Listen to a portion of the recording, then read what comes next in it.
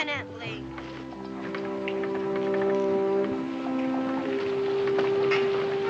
Hello, Israel. Hello, Mr. Franklin, sir. What are you trying to do, lad?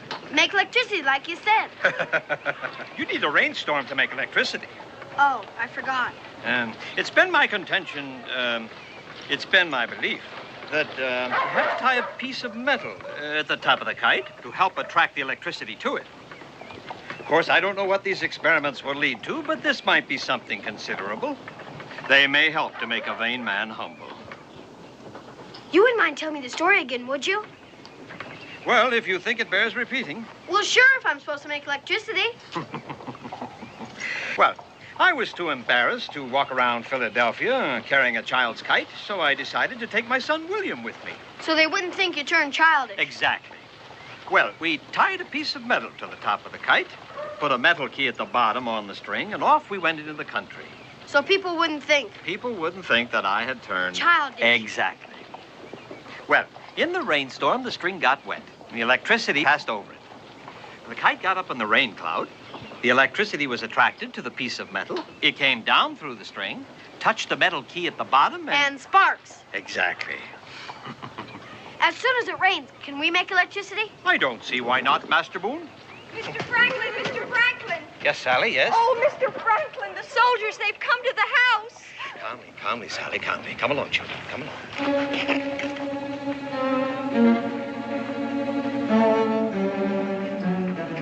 I'm afraid the sight of so many uniforms upset her, Mr. Franklin. No harm intended. Just what is intended, Sergeant?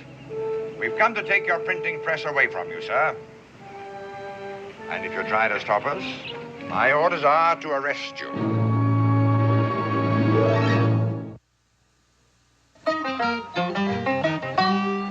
Daniel Boone was a man, yes, a big man,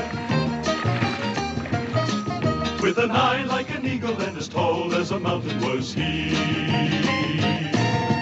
Daniel Boone was a man, yes, a big man. He was brave, he was fearless, and as tough as a mighty oak tree.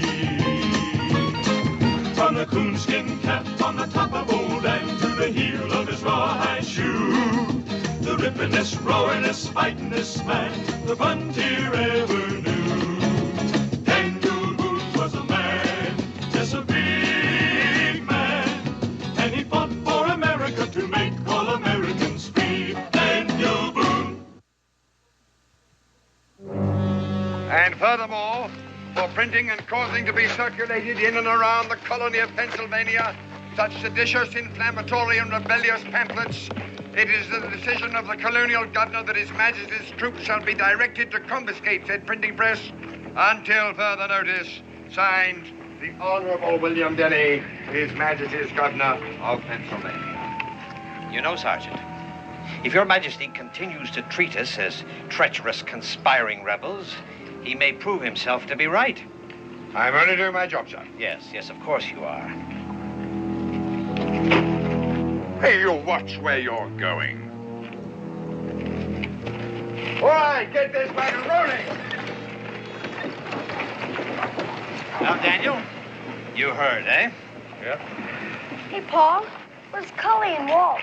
And the others? The wagon and supply. Well, we can't get them without English pounds. They stopped me at the warehouse. Said there's a new law. You can't buy any supplies with furs or anything unless you use their currency. What? No pounds, no supplies. What are we going to do, Paul? Do? I'll tell you what we're going to do, young sir. We're going to sit down and think this thing through. Now, this has been a very bad day for both of us, Daniel. In fact, the only encouraging thing about it is the ham that you brought for dinner. Well, many a meal has been lost for want of meat. Come along, son. Come along.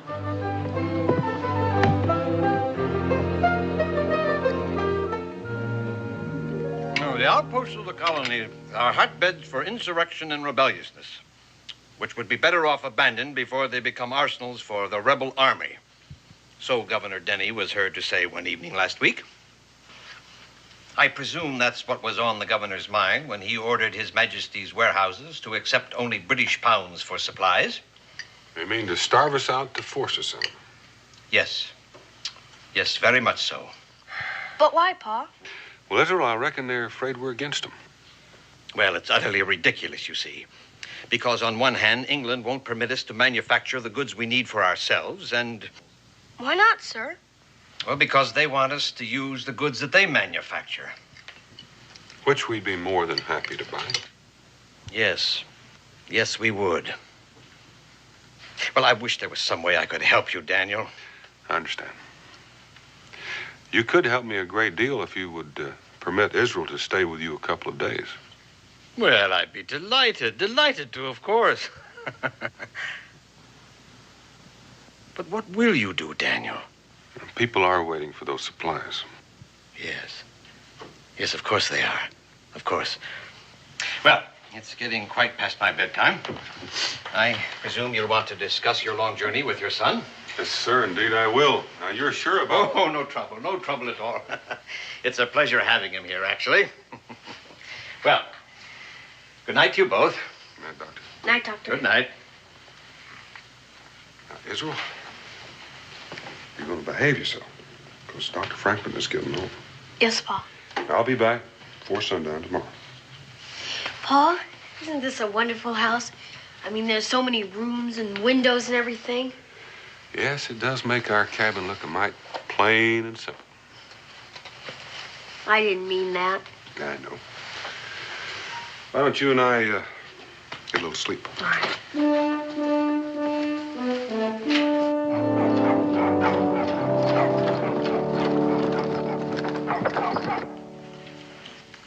Give me it!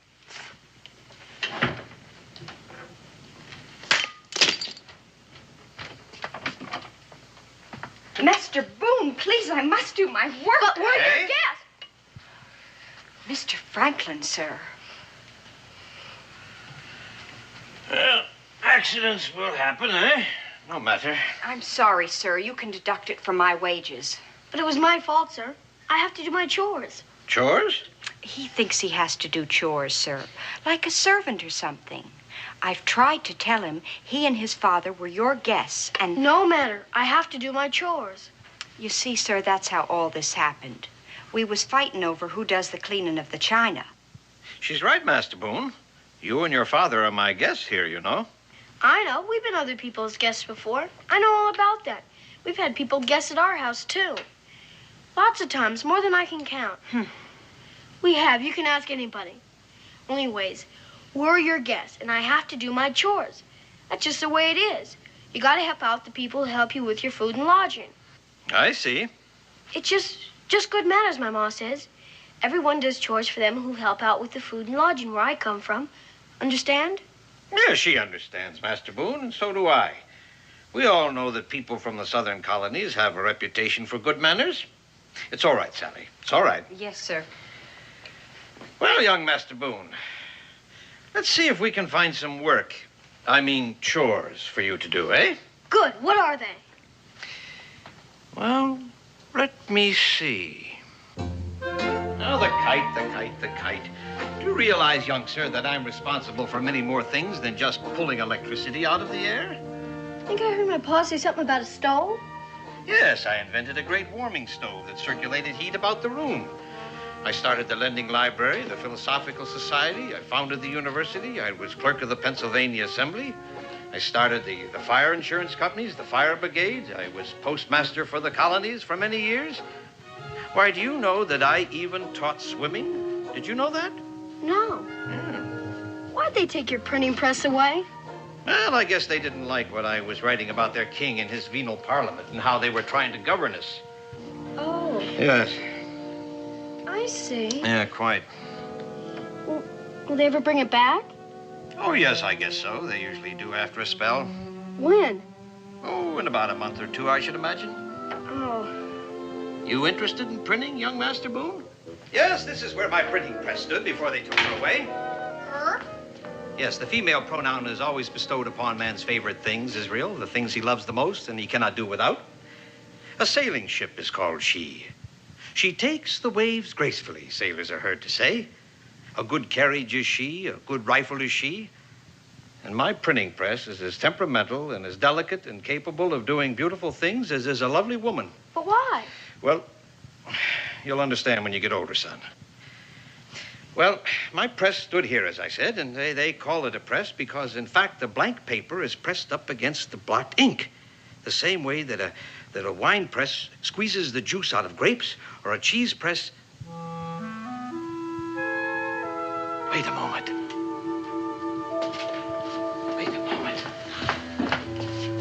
My printing press works the same way that this cheese press works.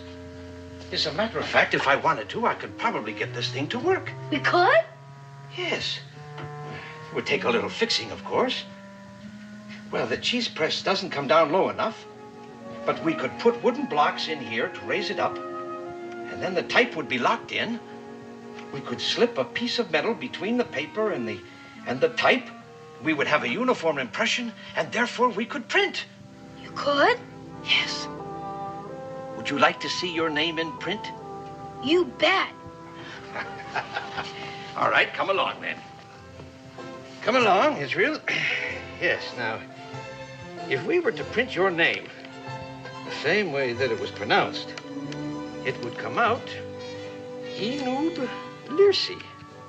What? That's right. If we were to print your name the way that it was actually spelled, it would be Enub Lirsi. Enub Lirsi?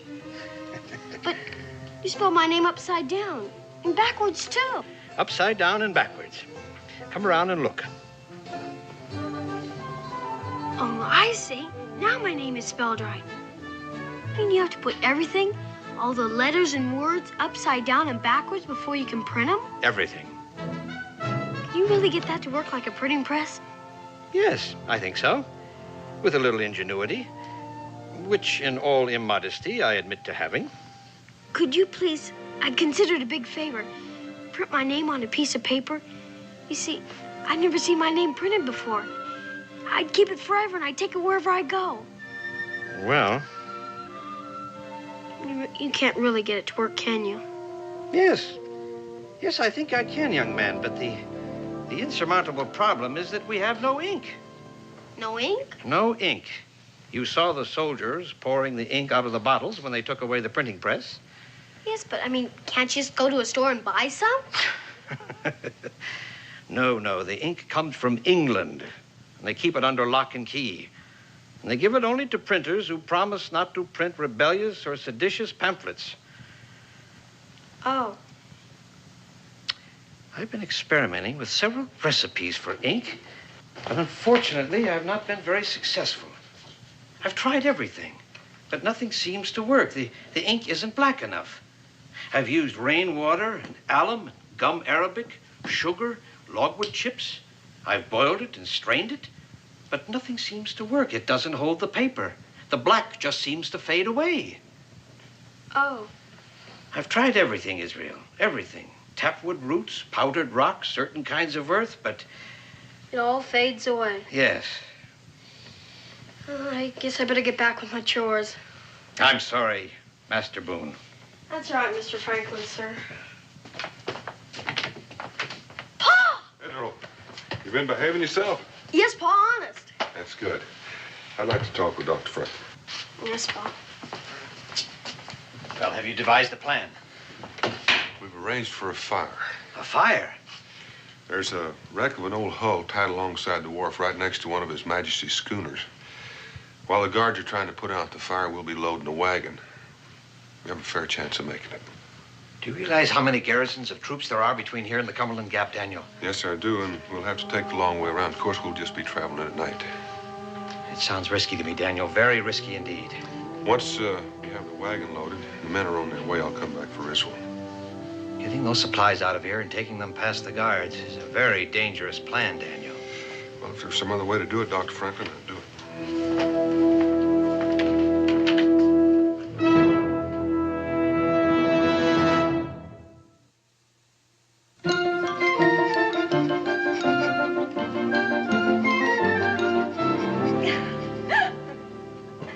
I shouldn't be laughing, I guess. It's my work you're doing for me, Master Boone, for which I thank you. Well, what have we got here, eh? Just doing my chores, Mr. Franklin. You seem to be doing more than your chores, young Master Boone. Well, now, he's able to do a full day's work, Dr. Franklin. Don't be discouraging him. Excuse me.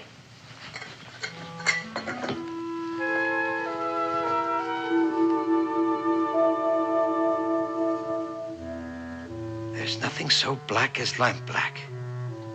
Daniel, go out and get your supplies. Get a whole wagon load of supplies, and with money. Money? Well, where are we going to get it? We're going to print our own. But I thought... No, they may have taken away my printing press. But they didn't take away my cheese press. Put it right here, Daniel, right here. What about the ink? You said yourself, sir, that... Well, lamp black is the answer to making ink black, young man. You gave me the idea yourself.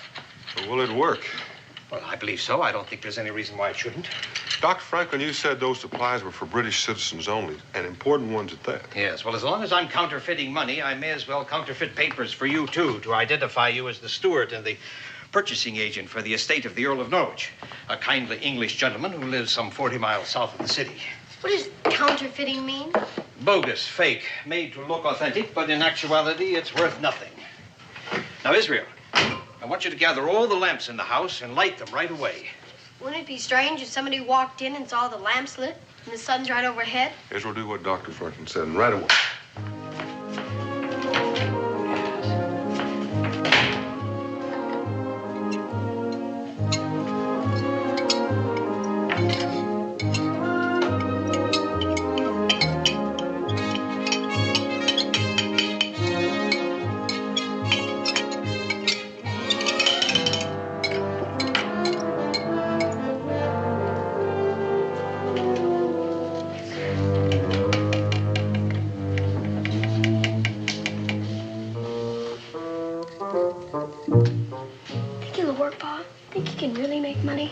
What's that? What's that you're whispering over there, young man? Nothing, sir. Think I'm a foolish old man, do you, huh? No, sir. Huh? Don't think I can print money like this, do you, huh? Well... Yeah, don't forget, young man, I am the man who brought the electrical fire from the sky. Yes, sir.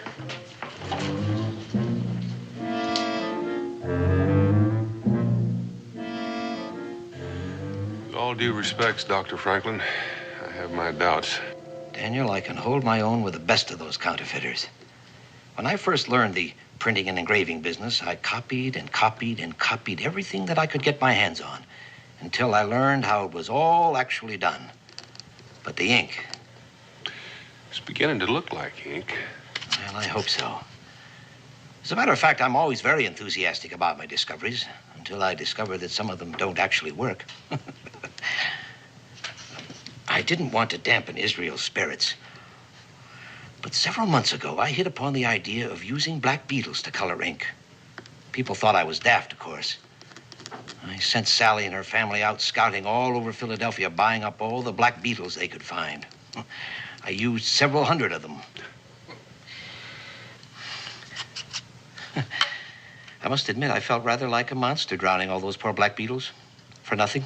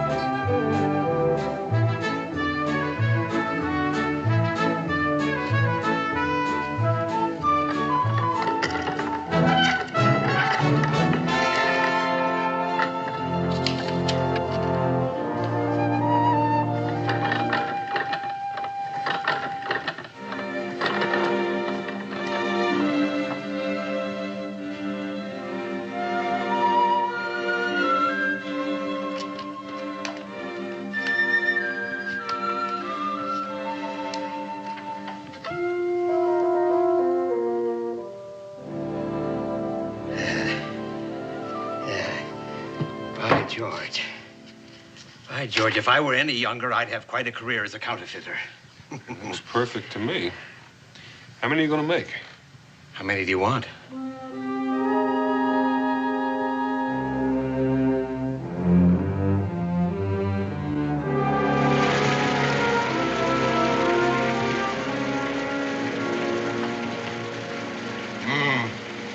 I would have preferred that it hadn't rained tonight. Might prevent this ink from drying quickly. Well, I'm sure they'll dry just fine.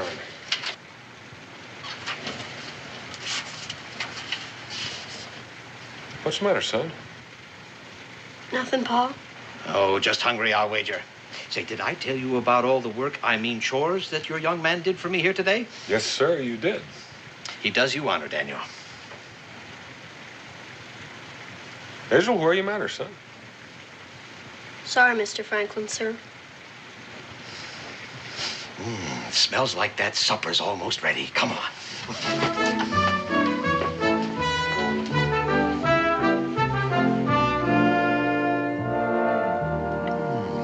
Delightfully savory, this smoked ham from your part of the country, Daniel. I shall make it last indefinitely. Yes, indeed. Next, I shall cook it in Madeira. I shall cook it in Madeira and call it ham bayonnaise. Then perhaps with brandy, known to ham lovers the world over as ham chambretin. Then perhaps with braised sauerkraut, sausages, and potatoes. And I shall call it ham à la saucienne. And then finally, I shall have ham and pastry, covered all over with pâté de foie gras and truffles, and wrapped in dough and baked. Yes, indeed. Yes, indeed, Master Boone. There are many adventurous ways one can cook foods. Mark my word. Yes, sir. Israel, is that all you can say? What you said? I'm only used to having ham one or two ways. With lima beans or without lima beans. I'm sorry, Pa. Making money, counterfeit money. It's dishonest, isn't it? Yes. Yes, it is illegal and dishonest, sir. We shouldn't do it, should we? Israel, they're trying to squeeze us out of our homes. You know how badly we need the powder and lead and supplies, and the only place we can get it is from the British. You understand? Yes, sir, but...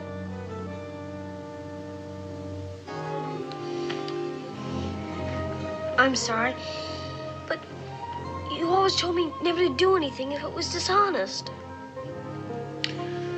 Son, it is true, if I buy supplies with counterfeit money, that I will be cheating the British Army out of money. But you and I both know that we've got to get those supplies. Yes, sir, but it's dishonest. Master Boone, I believe you have pointed out, how shall we say, an embarrassing flaw in our plan. Sorry, Mr. Franklin, sir. That's quite all right, young man. You were quite right to bring it up. I'm glad that you did. I'm proud of you. And as I said before, you do your father honor, sir. Thank you, Mr. Franklin, sir. And I believe the only way to correct this dishonest thing we are doing is to keep track of the serial numbers as we put them on the bills. Serial numbers? Yes, and after we've gotten this ridiculous law abolished, we shall approach everyone holding these counterfeit notes and exchange them for real money. And upon that, sir, I give you my word. We can leave the furs with Dr. Franklin, and if there's not any real money, he can use the furs. Now it's honest. Quite so, sir. Quite so. Excuse me, sir, but there's some men out back, dressed in buckskin, asked to see Mr. Boone. It'd be Cully and the boys. Let's go out, Israel, and tell them about the change in plans. No, they want to see you, sir. Well, I shall want to see them too, Daniel. Speaking of buckskin, you'll be needing city clothes, won't you? Oh, mine won't do. Mine won't do at all, Daniel. Come along.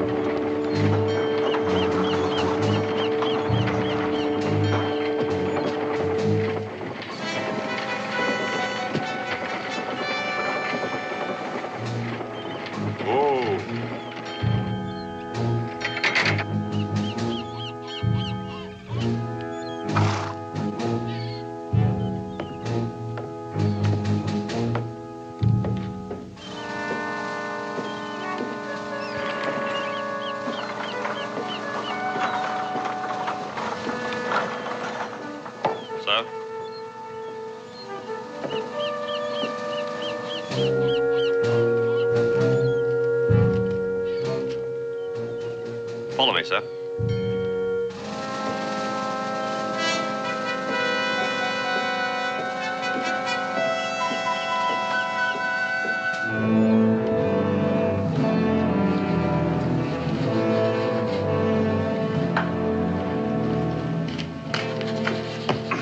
Begging your pardon, Quartermaster. Quite proper, quite proper. How is his lordship, the Earl, these days? The Earl, fair, just fair.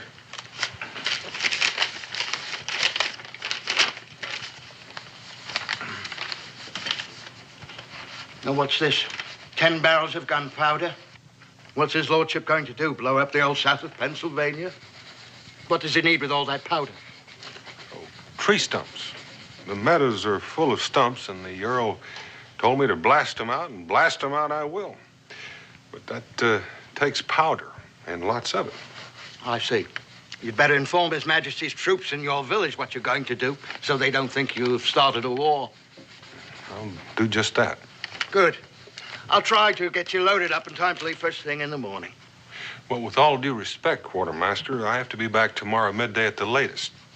Those were my orders. I don't mind helping your men load my wagon, but we have to do it now. Now? Well, that's terribly inconvenient, Mr. Wharton. That's most inconvenient. You see, there's a bloody inspection here today.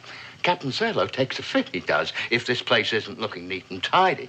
And if I were to take my men away from the cleaning to fill your order.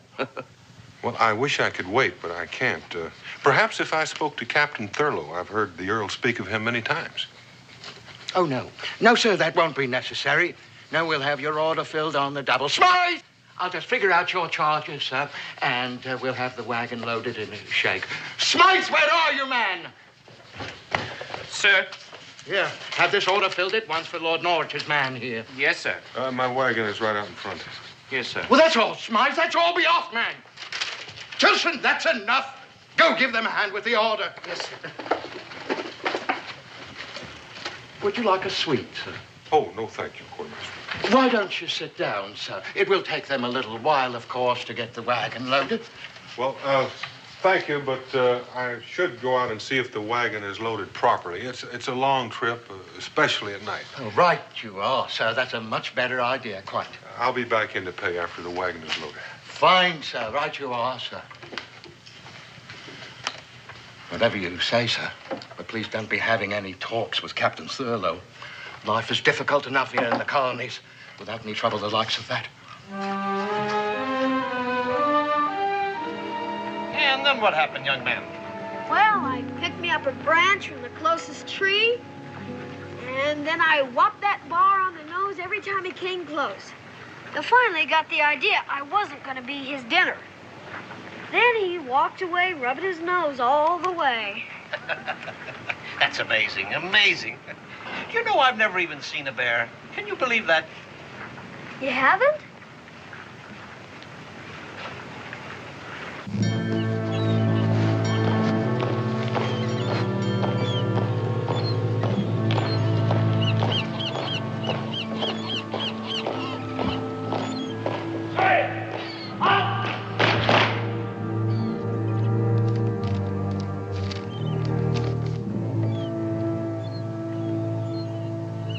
Mr. Wharton?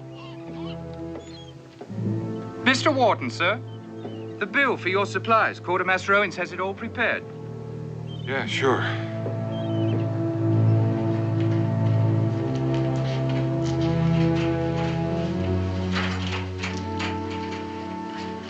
Well, that didn't take long now, did it, sir? Lord Norwich will have his supplies by midday tomorrow for certain. Oh, that looks fine. That looks just about right.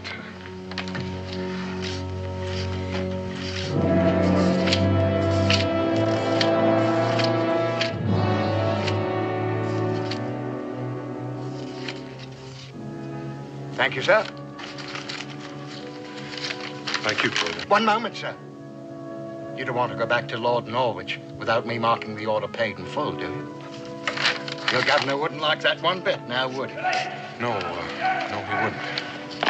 There you are. There you are, sir. Thank you, Quartermaster. All right, man, in here.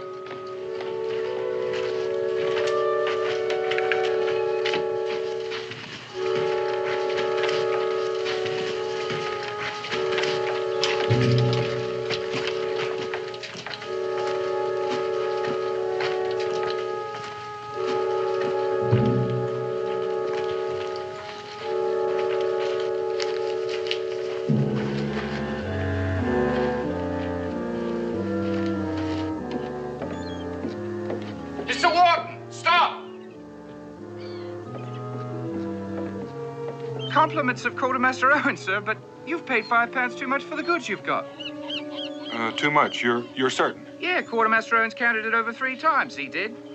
Well, why don't you give this £5 note back to Quartermaster Owens as a proper reward for his honesty and tell him I suggested share it with all of you men. Well, thank you, sir. That's pretty generous, I'm sure, Mr. Wharton. Thank you, sir.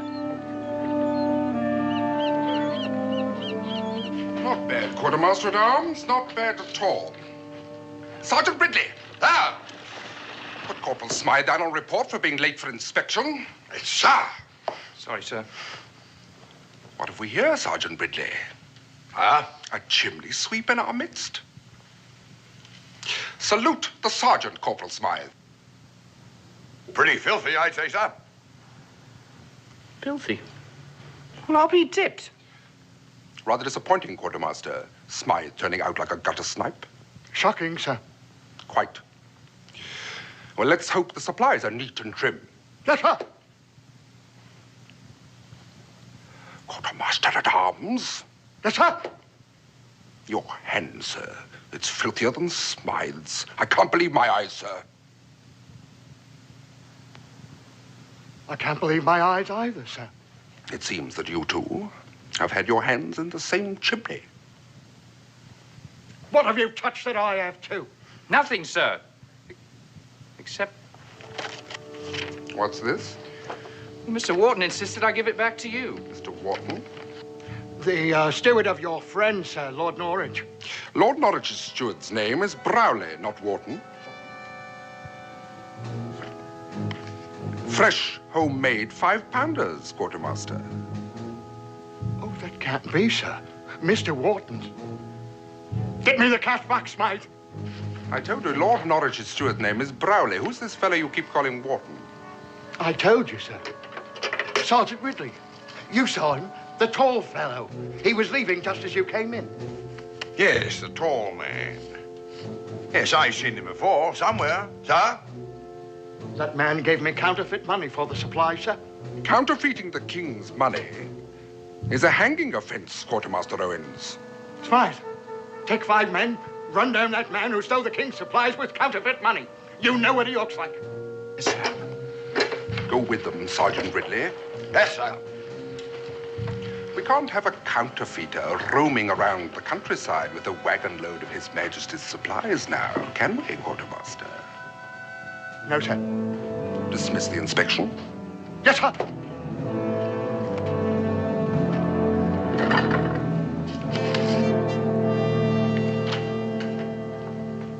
Well, what are you printing there, young Master Boone? Begging your pardon, Mr. Franklin, sir, but you'd laugh. Oh? Well, you'd have the right to laugh, too. Very well. Very well, young man. I was only trying to be of some assistance. You know, sir, half the fun of printing is doing it yourself. I understand, son. If my youngest son, Francis, had lived, he would have probably have said the same thing. Sorry, sir. Guess I wasn't being very neighborly. Well, let's see what you've printed then. Ah, Israel is the best shot in Boonesboro, eh? I told you, stupid. No, not at all, not at all. It's a marvelous beginning, actually. Shows boldness, a certain immodesty, a quality which is very much admired in the communities on the frontier like Boonesboro. Thank you, sir. You miss your home, do you? Yes, sir. Well, I understand. But you know, it's quite wonderful here in Philadelphia, Israel. All the great ships tying up at the wharves, and people from all the different countries of the world. Well, you'll be home soon, son. You'll be home soon.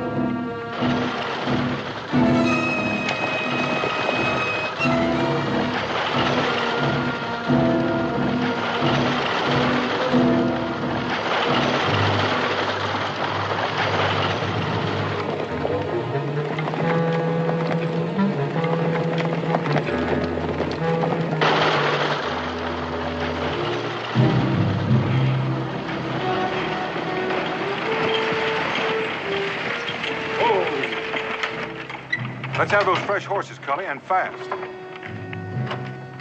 We just about gave you up. Oh, it's all there, Cully. Looks like these horses have been running away from something. You don't say.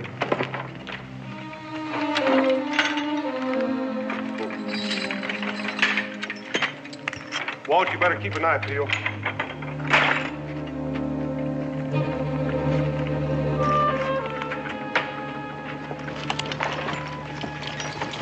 Got a barrel full of soldiers on your tail, Dan? Only 6 or 7.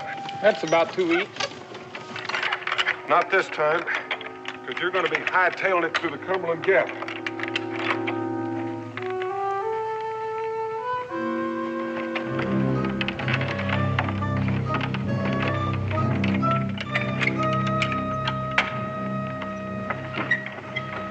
Tell Rebecca Isn't and I'll be along in a couple of days. And you better not come back wearing those clothes. Hell!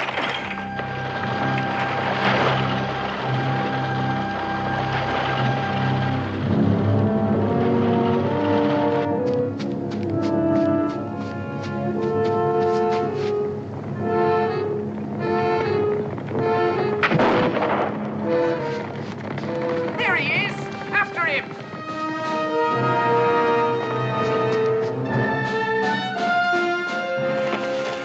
That's him, all right. What about the wagon? It must have broken down somewhere. We'll see it better in daylight. You can't get the horses through that thicket. Then we'll follow on foot. Dismount. Two of you stay here, look after the horses. The rest of you, head out, get out for him.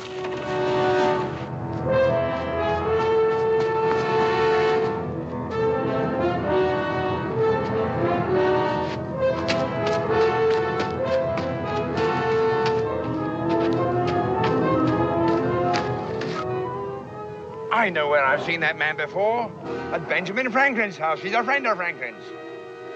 I better tell Captain Turtle.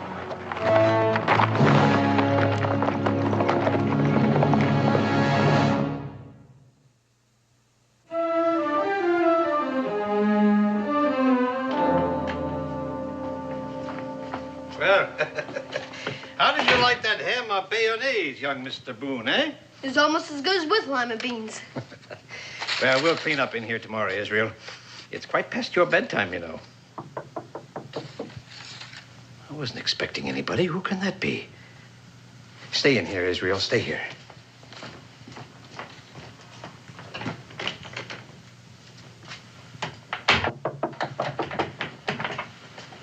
Answer the door, Salmi. Yes, sir. Good evening. Please tell Mr. Franklin that I'd like to see him, would you? Tell him yourself, Captain. Quite. Sergeant Ridley, Sir. remain here and permit no one to leave the premises. Yes, sir. All right, you two, round to the back. Keep an eye on the back door. This young lady will show you the way, won't you? It's all right, Sally. It's all right. Yes, sir. Come along, Captain.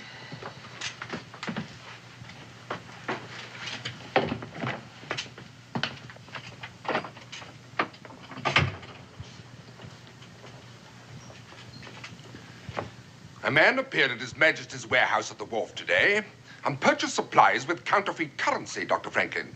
How enterprising of him, Captain. A hanging matter, Dr. Franklin.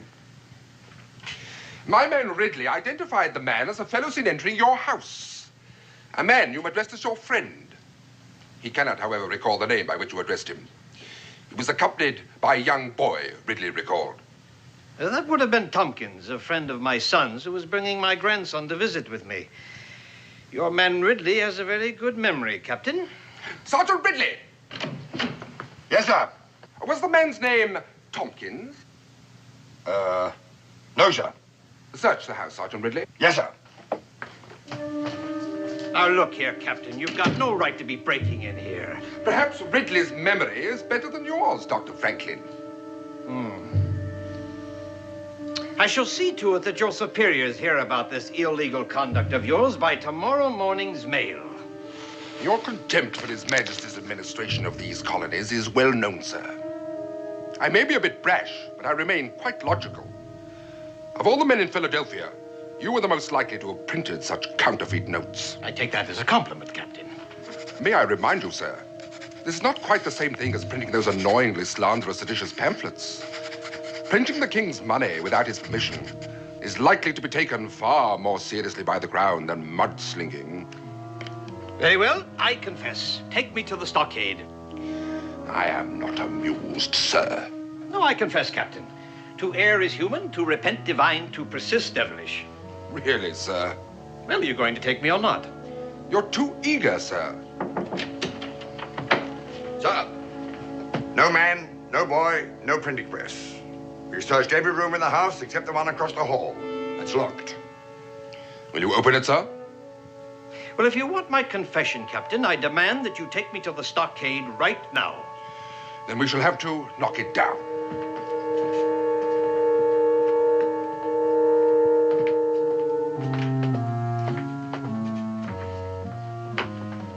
I will confess to counterfeiting those notes, Captain, only to Governor Denny himself. What are you trying to hide in here, sir? Nothing, sir. That is my workroom where I do my experiments. Sergeant Ridley's memory is so good, perhaps he can describe it to you. Will you or will you not open it, sir? If you forcibly enter that room, I will confess to nothing. Do you actually expect me to believe that you will confess? Really, sir, I've read your pamphlets. I wouldn't for a minute allow you to attempt any of your tricks on me. Knock it down. There.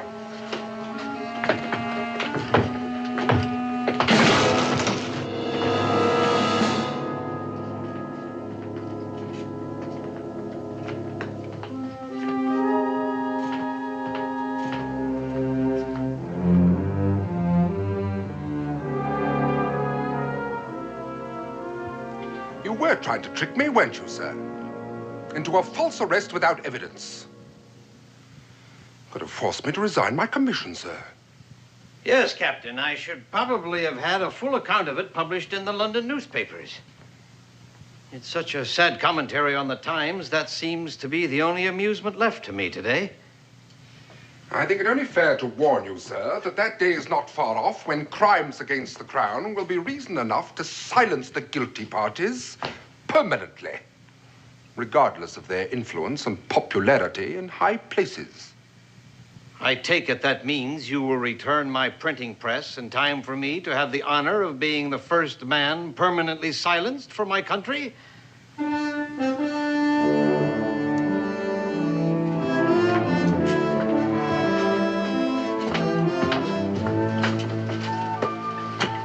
Would like to, sir.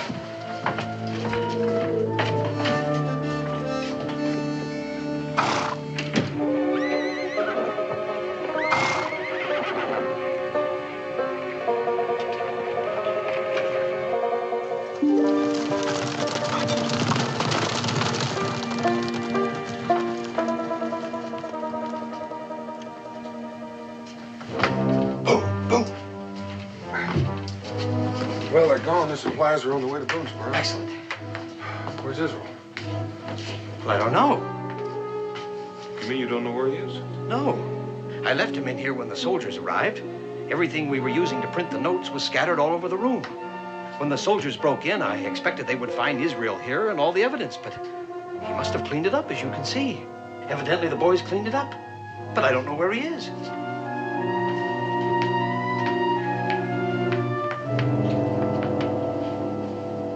Israel?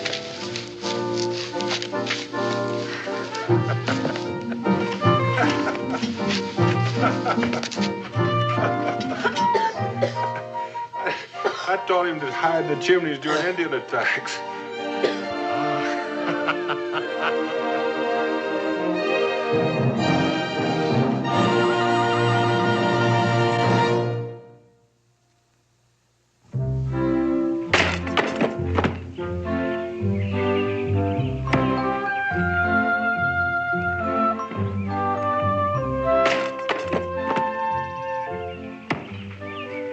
This enough?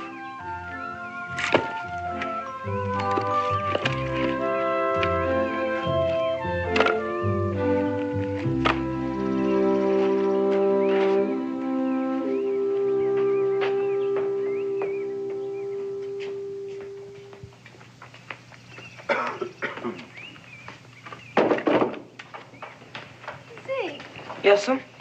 You know, it's awfully nice of you to be helping Israel like this, but I do hope you leave something for him to do. Oh, no, ma'am. I'm doing them all today. And tomorrow. And the rest of the week. The rest of the week? Yes, sir. Say, it's very friendly of you to help Israel this way, especially after the disagreement you had, but... Well, why are you doing them, Zeke? Yes, why? For money. Money? What money?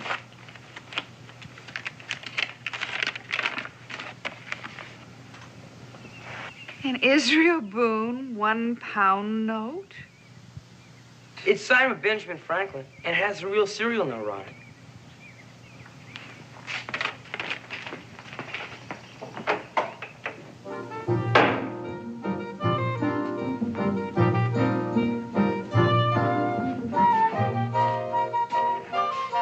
Israel?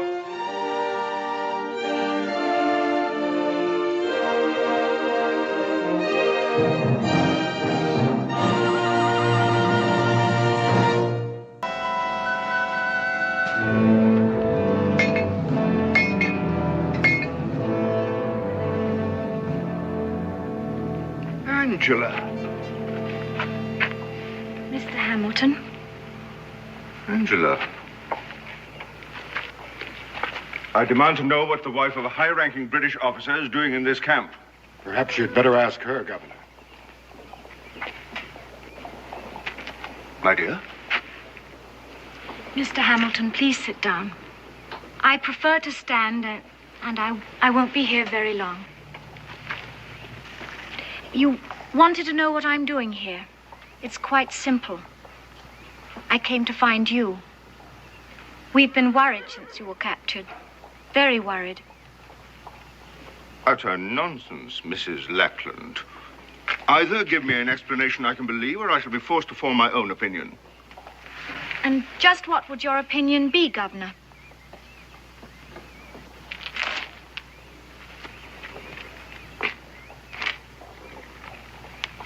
I should say it rather smelled of treason.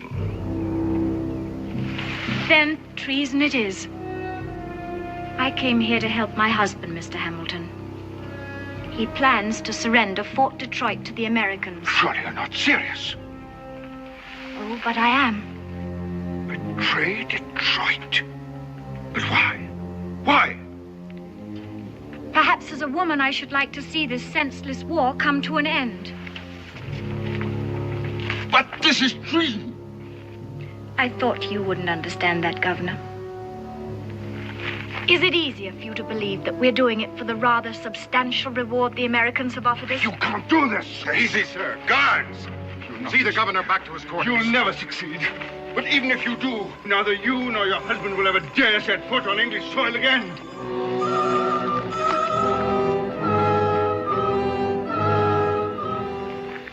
With your permission, Major, I'd like to return to my quarters. Certainly. Thank you for coming.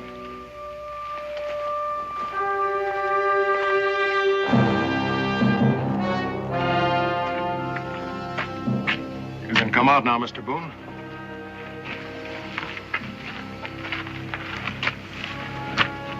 real calculating woman. I'd hate to have her for an enemy. Are you convinced that she means it? Well, she said so plain enough, so I reckon I'll have to believe her. Good. Mrs. Lackland is on the way to join her husband in Detroit. You'll accompany her as a guide. Once there, Colonel Lackland will furnish you with plans of the fort's defenses and whatever other information he considers valuable.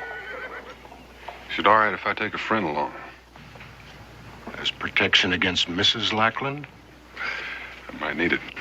Take anyone you want. Here are your orders. Now, about the plans. I want them delivered to me before I cross the mountains. With them, Washington will give me everything I need to move against Detroit.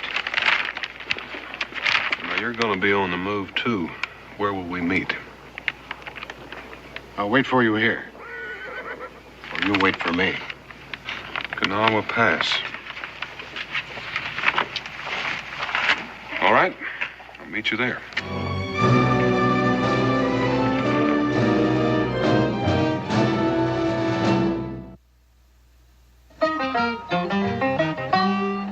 Daniel Boone was a man, yes, a big man,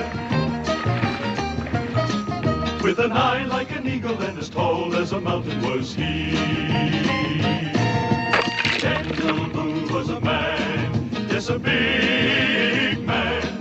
He was brave, he was fearless, and as tough as a mighty oak tree. From the coonskin cap on the top of old Dan to the heel of his rawhide shoe, the rippin'est, roaring'est, fighting'est man the frontier ever knew. Daniel Boone was a man, just a big man, and he fought for America to make all Americans free. Daniel Boone.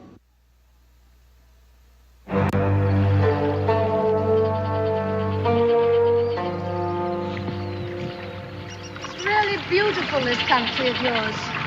I hope it stays this way always.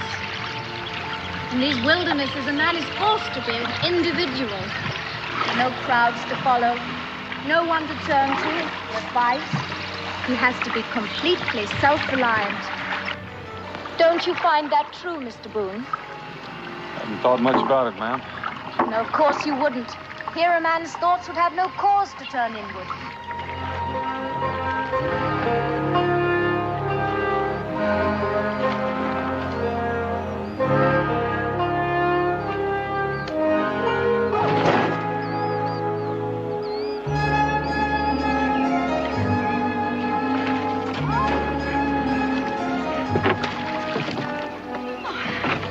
You know, I think that self-doubt and invidious comparisons with others, well, they're products of civilization. Wouldn't you say so, Mr. Boone?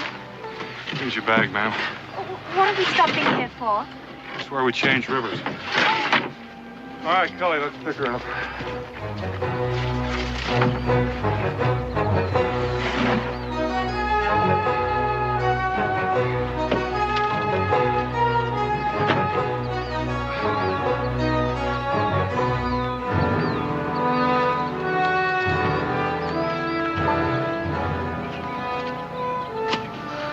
Golly, why don't you stay down here and see if you can catch a mess of fish? I'll take the gear and Miss Lackland up there at the rocks and make camp. Might even whip up a batch of biscuits. Biscuits? Please, Mr. Boone, why don't you both go fishing? I'll make the biscuits. I'm still trying to digest those last little stones you cooked the first night out. Well, in that case, I'll try for a turkey.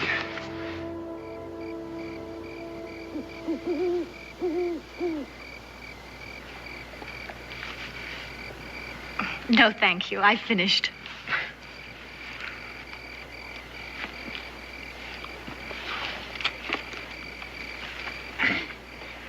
Anybody care for any more biscuits? Yes, you do, Mr. Cully. Please eat them. Dan? All yours, Cully.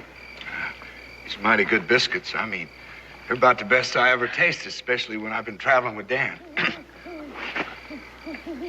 Of course, this turkey grease is pretty good, too, Dan. I mean, especially with these biscuits. Well, Cully, turkey grease just is. I didn't have anything to do with it. Mr. Boone shies away from approbation, no matter what the sauce. Are you always so taciturn, Mr. Boone? Well, I reckon I talk as much as most men. It's just that I'm not too happy with this chore, and I'd kind of like to keep it on a business-like basis. But how strange that you should be unhappy. Maybe uneasy would be a better word for it. Are we violating one of your tenets of honor, Mr. Boone? I mean an Englishman in a position of trust betraying his own country. Such a provincial attitude. Well, what about Count Pulaski? And Kosciuszko, are they fighting for Poland? And the Marquis de Lafayette, is he fighting for France? No, they're fighting for America. So why should my husband have to fight for England just because he is English? Don't you want him on your side? I don't know, ma'am. I haven't met him yet. But your reasoning process, or perhaps I should say your lack of one, well, it frightens me. My husband and I are risking our lives to aid your cause. And if you feel this way, how can I be sure you'll even accept the documents my husband plans to turn over to you? Oh, I reckon I'll have to do that. And if you feel honorable in accepting them, why should he be dishonorable in handing them over? I appeal to you, Mr. Cully. Please, ma'am, I'd just like to keep out of this ring.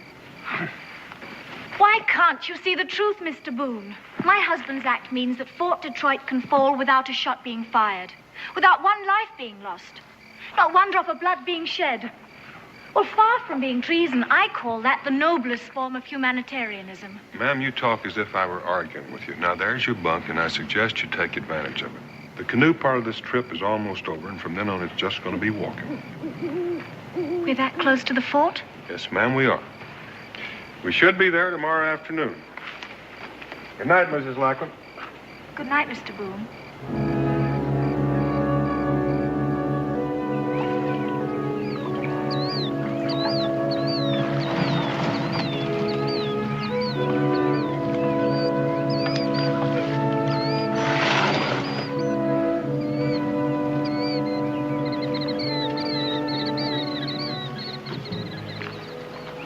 Hide the canoe.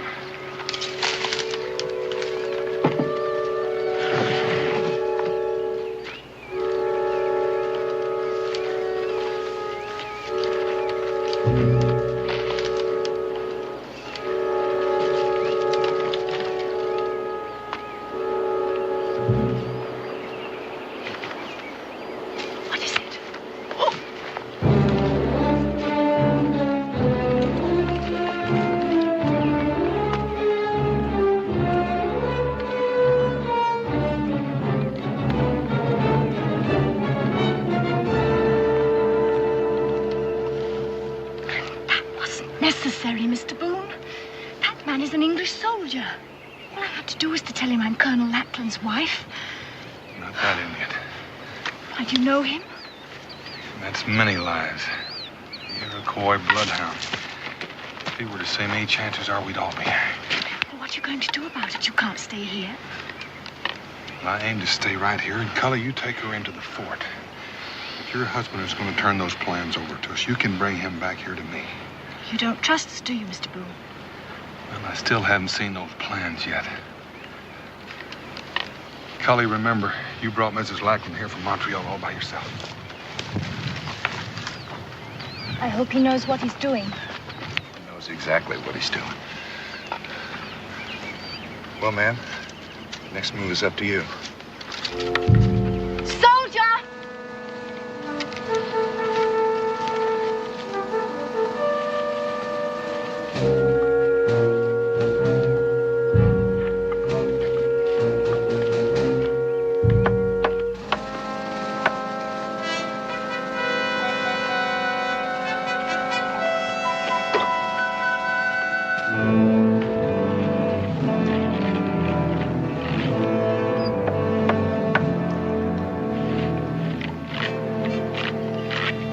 Angela.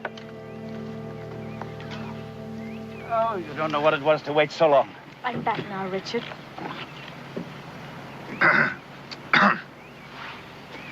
Darling, this is Mr. Cully. From Montreal, sir. This man was your only escort? Is he the man our friend sent? Can we go to your quarters? Come along, Mr. Cully. You must be utterly exhausted coming all that way through the wilderness.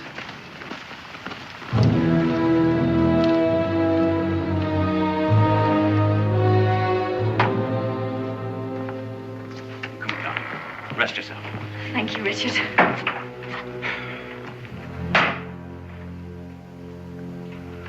I gather the principal agent is elsewhere. Yes, he recognized a savage who knew him in the fort, and now he's waiting outside to meet you. His name? Daniel Boone. And I don't think he quite trusts us. Well, and what about you? Oh, I'm just obeying orders. Good fellow. I appreciate a man who obeys orders. And the best way to win the trust of your companion, I would say, would be to follow my part of the bargain at once. I have everything that I promised here. Take me to Mr. Boone. We'll settle this business at once. But, sir, don't you think that it'd be safer to wait till dark? I mean, you know, it's only a little while. You see, darling, both the Americans have a preconceived idea about the baseness of our conduct. It makes them behave in a most guilty manner. Just worried about my neck, man. What are you going to do if anybody recognizes you with Boone? It's the simplest thing in the world. I'm a grateful husband who wishes to thank in person the intrepid guide who brought my wife safely through the wilderness. And since he cannot endure the sight of civilization, I must go to him in his native habitat. Who could quarrel with that? Come along.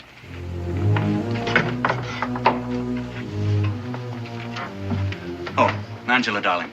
Your trunks arrived several days ago, and I fixed up the bedroom for you. Do tidy up a bit. We're expecting Governor Carleton at any moment. And what's the governor of Quebec doing here in Detroit? I rather suspect he's here to see how I'm running things since Hamilton was captured. This will be very charming to him.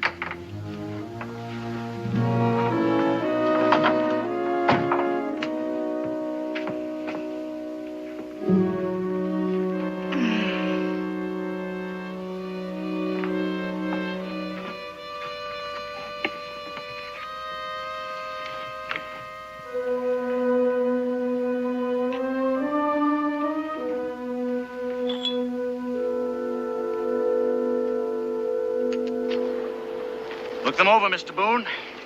A map of the port's defenses, both inside and out, together with an inventory of weapons and munitions and a complete list of personnel and their functions.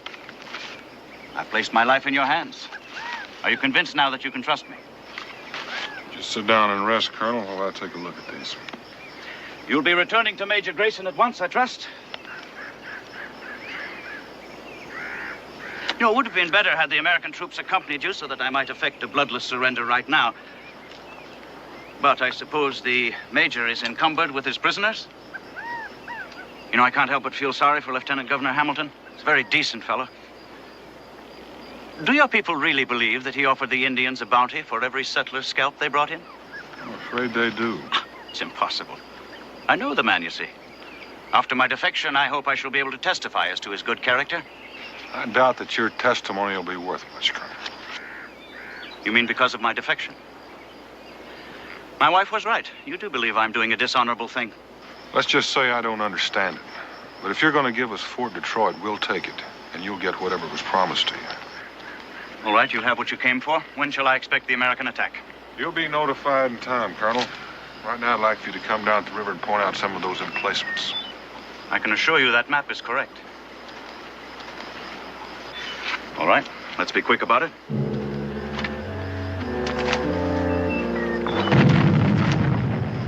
What's happening? Fire! It's Governor Carleton. He's arrived and they're giving him a salute. I have to be there. Boone, I can assure you those documents are correct. Now get out of here quickly. Let's return to the fort. He acts real worried, don't he? The more worried he acts, the better I like it. I'm beginning to think these documents are the real thing. Dan, you're a real suspicious man. Just careful. We're not so rushed that we can't take time to wait around after dark to check some of those gun emplacements.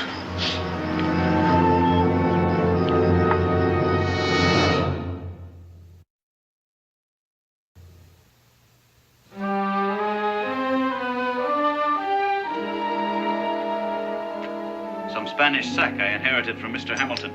I've been saving it as fitting for the occasion. Angela, my dear. Sir? Thank you, Colonel. What a pity you couldn't have made your journey with me, Mrs. Lackland. All the way from Montreal by water, except for a portage round Niagara, and on a boat fit for the ocean. I should have loved your company, Governor. although I really enjoyed my wilderness experience. You know, this great inland waterway must never be lost to England. And it won't be as long as we hold Detroit. You can rely upon my husband, Governor. I'm sure of it. The catastrophe that overtook Hamilton frightens me. It is precisely that catastrophe that dictates my every move.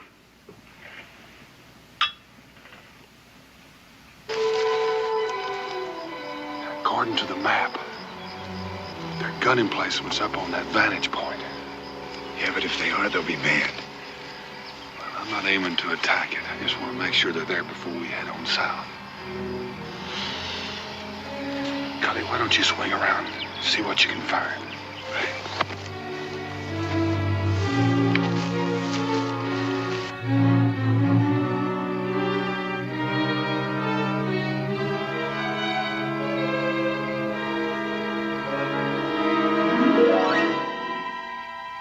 There's my point.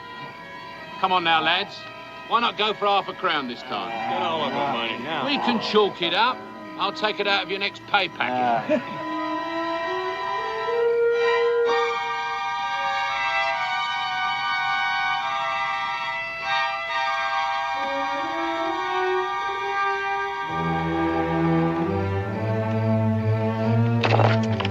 Hey, wait a minute. Hey, what's that? Someone's coming.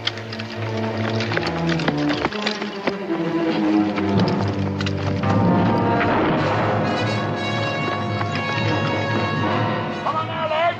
After him. Spy. Come on now, move it. Come on now, get up out of the front. I want him alive. You hear me, alive? Get up there after him. Come on now, get on.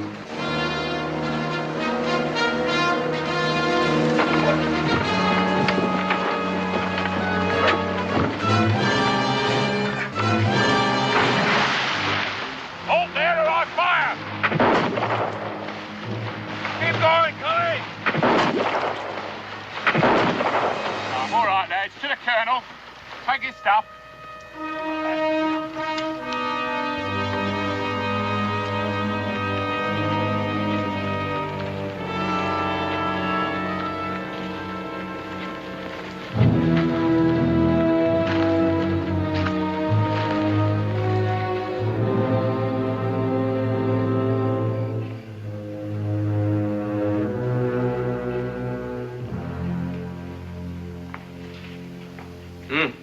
It's a daring scheme, Colonel. But do you really think it's safe to withdraw so much of Detroit's garrison at a time like this? Well, the time is in our favor. With Clark on the Wabash and the river bottoms flooded, it would take him weeks to get here, even if he had the supplies, which I doubt. I only hope your intelligence reports are right. I'm sure of it, Governor. Just leave everything to Richard. Very well, Colonel. You have my approval to reduce the garrison by 50 men. I certainly hope it doesn't lead to another disaster. Thank you, Governor. Now I believe I'll say goodnight. Yes? I beg your pardon, Colonel, but here's a matter what can't wait. We caught this blighter here spying out our guns. He looks like an ordinary trapper to me. No, he's no trapper, sir. He had these papers on him. Complete plans of the fort, right down to an inventory of our supplies. Why, sir, he knows more about the place than I do myself.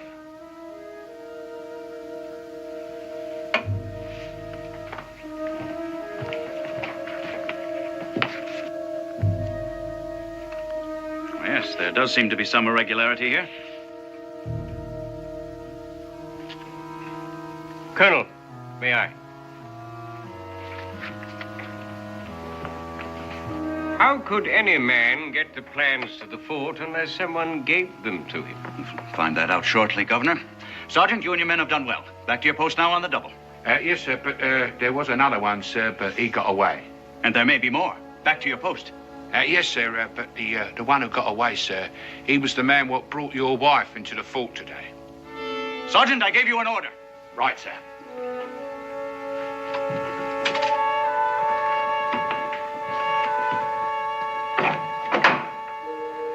Mrs. Lackland, If what the sergeant said is true, then you should know this man, too. Since you refuse to answer, I'm forced to assume you do. Who are you? Where did you get these papers? My dear Colonel, these documents had to come from your own files. No one but you had access to them, and only you could have... You're absolutely right, Governor. There's a traitor among us. So don't move or call for help. I've no intention of hanging. Angela, release Boone.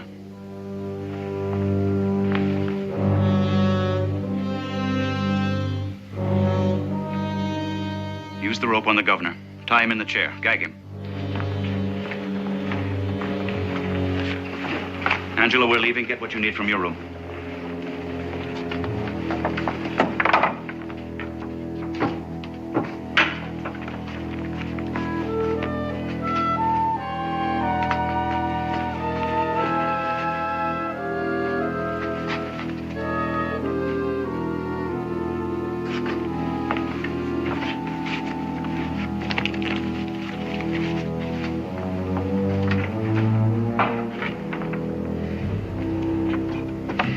You bungling ox, out the door there. If I die for this, I shan't die alone. Angela?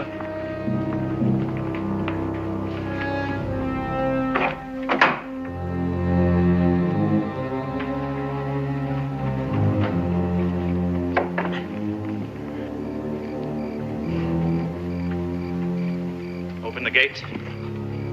But, sir, I thought you were... Open the gate. Yes, sir.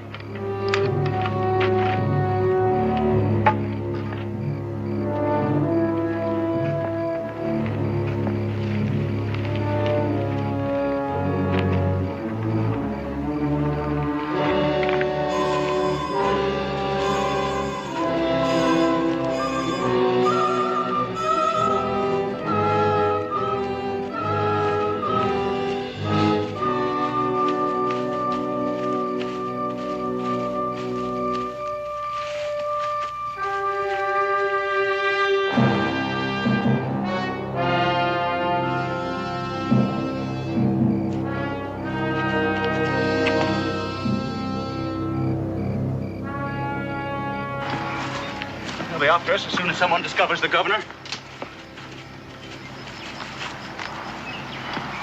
Oh. Colonel, that Indian back in the fort, many lives, is he in British pay? A scout and tracker.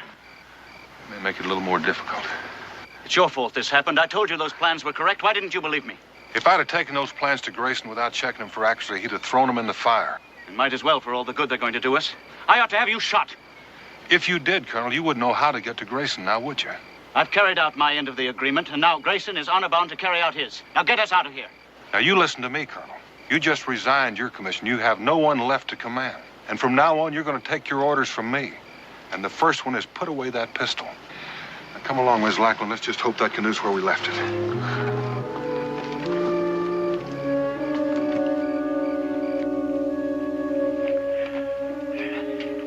You saw the Colonel and Mrs. Lackland? They have left the fort with the man called Boone. You can follow? Tonight? Tomorrow? A moon from now. I can follow. Good. We'll get them back, many lives. We'll get them all back.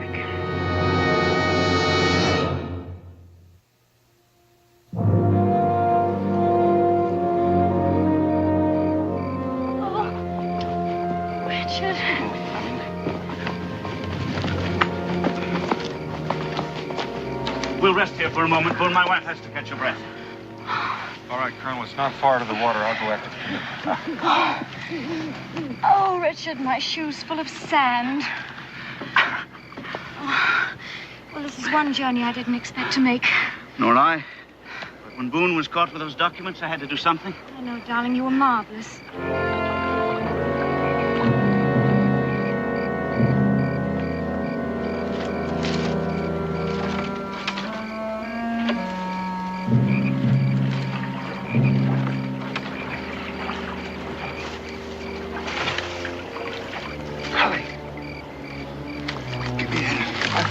Halfway home. all the way home upstream. Come on, let's get out of here. It's not quite that simple. Fortunately, I got company. All right? All right.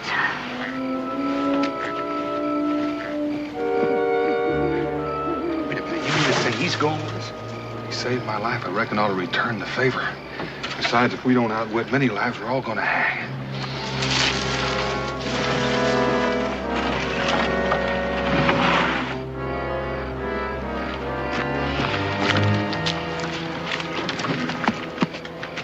Get in, girl.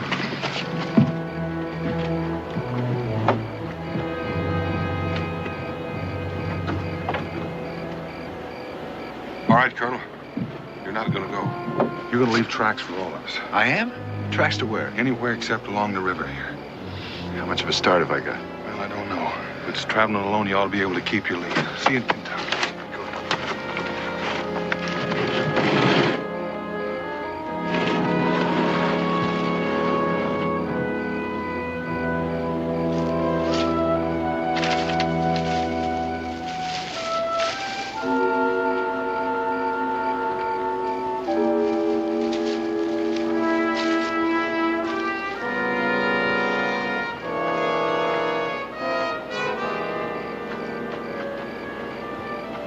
Colonel, if you're any good at using one of these things, start doing it.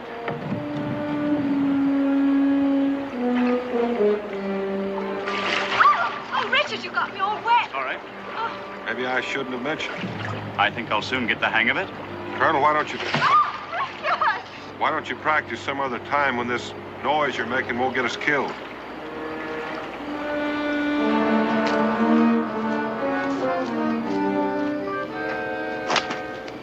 How you keep looking for these tracks in the dark. Even the feeble eyes of my mother could see these.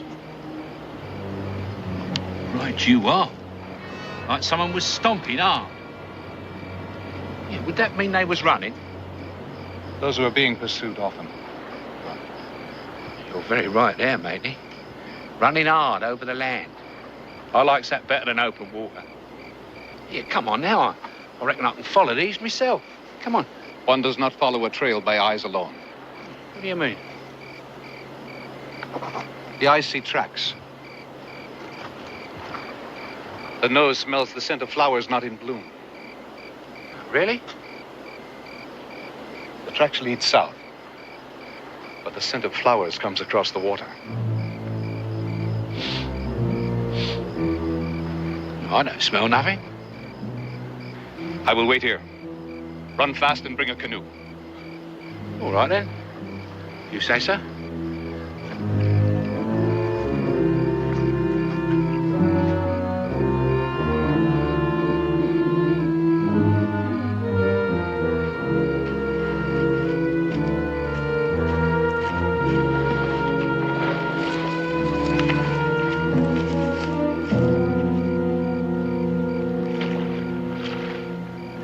Don't you think you'll ever need that again? If I do, I'll dig it out. I don't want him to find where we've come ashore. But surely if he's following the false trail. He won't follow it far. Come daylight, he'll start wondering why he hadn't seen a lot of tracks that look like a woman's. Then he'll think about water. He won't have any trouble finding where we left from. But if we can keep him from finding where we landed, that's that. Come along, darling, we're leaving. All right, just let me tie my hair up first. Let's go.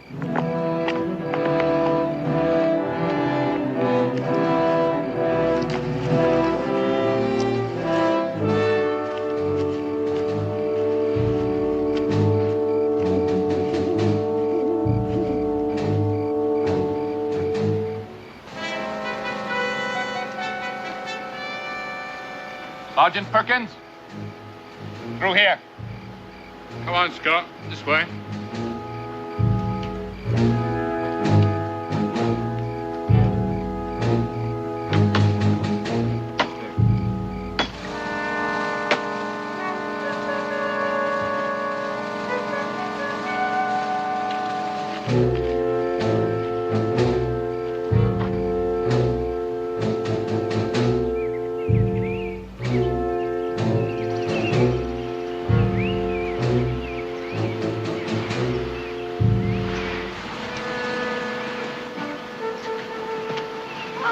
better sit here and rest a spell, man. Oh!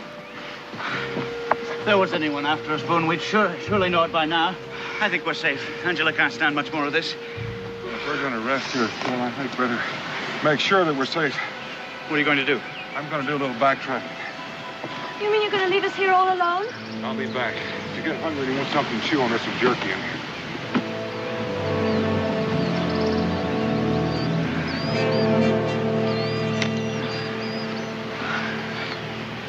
You'd better try and choke some of this down to keep your strength up. It may taste awful, but it's nourishing.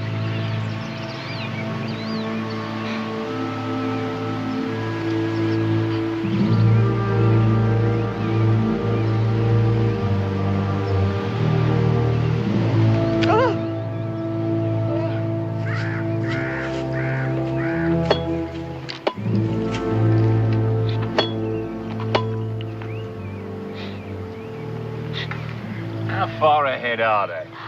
Or can't you tell? The hawk above can see them. We go slow.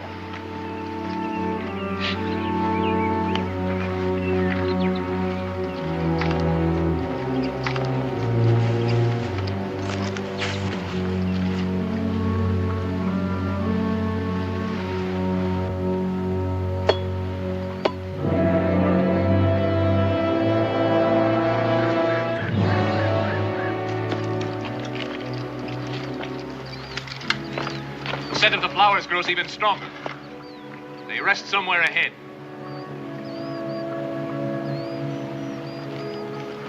No! We will wait here until they move on. Suits me.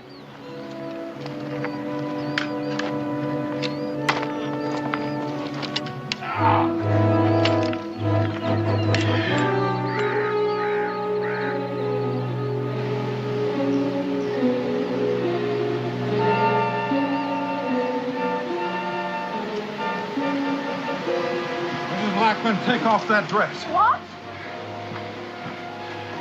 Here, put this on. Over here behind the rock. Now, just a minute, Boone. You're not giving orders to my wife. Your wife is reeking of perfume. Well, of course I'm wearing perfume. Well, what else can a poor woman do when she can't take a bath? What business is it of yours, anyway? I'd say it's more your business than mine. Many lives and 2 British soldiers are coming up that valley. And many lives has been following this scent like a hound. I should have put it together sooner, except I've been surrounded by it night and day. Ms. Lackland, I want that dress. Oh, Richard. You better do as he says, Angela. Please do as I say. But what if many lives is...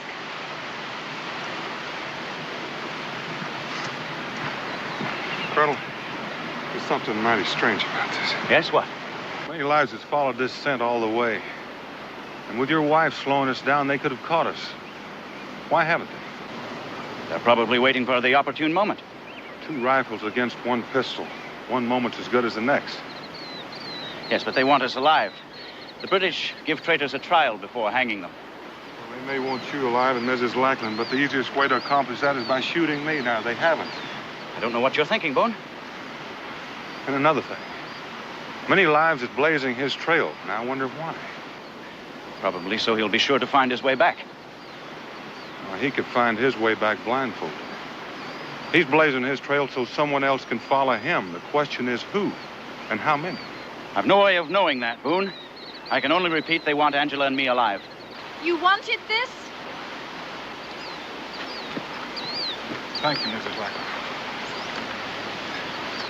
Colonel, I want you to take your wife and going up into that little valley there. There's a stream there. Follow it as far up as you can. I'll find you later. If you know there's a stream nearby, then you must be in familiar territory. I've been here before. Here, take my pack. I want to travel light. Well, what are you going to do? I'm going to try to get rid of many lives. Now, you all go and I'll stay here and watch until you're well out of sight. Boone, if something happens to you, how will we find Grayson? You better hope nothing happens to me. But if you follow my directions, I'll take you to him by morning.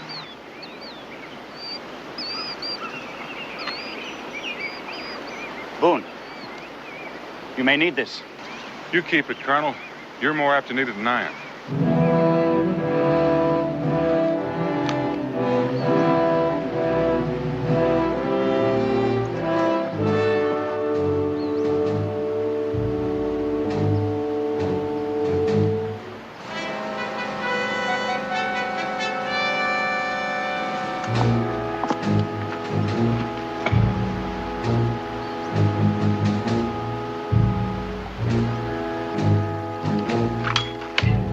What's the matter now? They move again.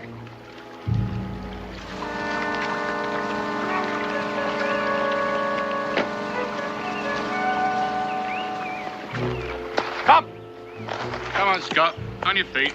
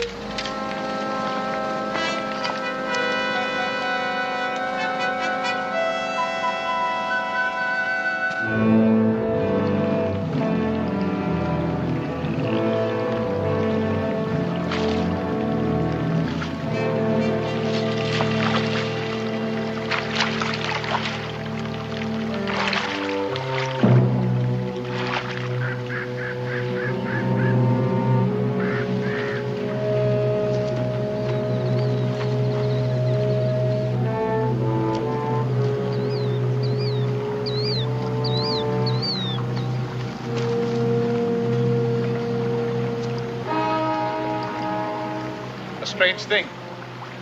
They go north, and before they went south.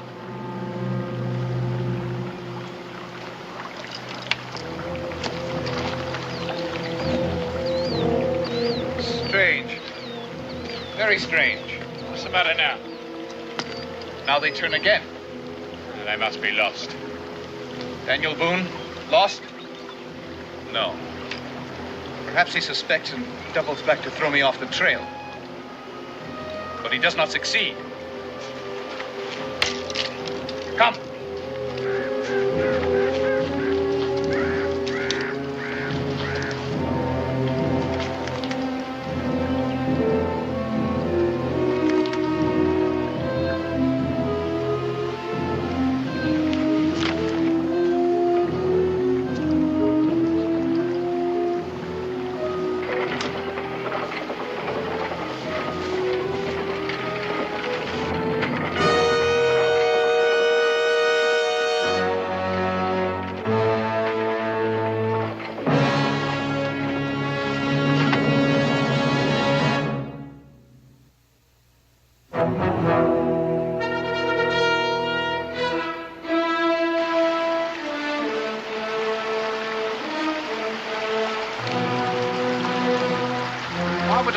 Lady throw away a lovely dress like that. Not the woman. Boone. Boone! He knows we follow. Go back. Tell the troops to advance. You'll stay here? No. I go on. Right, Scott. Come on.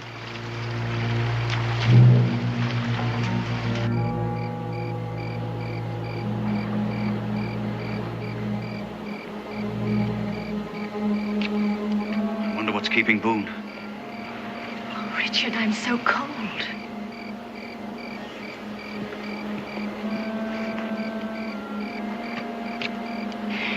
Suppose he doesn't come.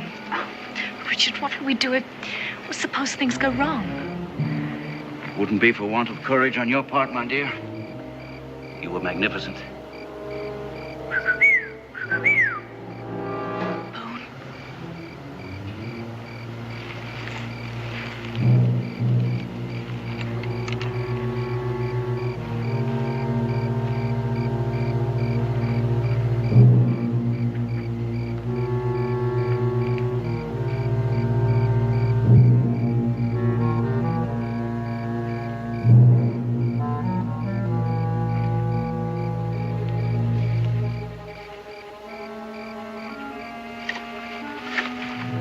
Expecting me, Colonel? Boone. Yes, we're expecting you. Been expecting you for hours. It took me quite a while to lay a false trail for many lives. What are you doing coming up from the south? You were behind us. Well, I must have passed you during the night, Mrs. Lackland. Where did you get the rifle? Found out who many lives was blazing that trail for. And did you know there's a whole passel of British soldiers following him? Well, then, the sooner we're under Grayson's protection, the better. Let's get out of here. Well, they won't need that many soldiers to take you alive, Colonel. But they are going to need them for something else. Yes? Could be said that I'm a worse traitor than you are, because I've been leading British soldiers straight to where Grayson has Governor Hamilton prisoner. Now, that's what those soldiers want, to rescue Hamilton and his men, isn't it? And I've just been wondering, Colonel Lackland, if that's not what you've been after, too. You were right, Boone. I do need this pistol more than you.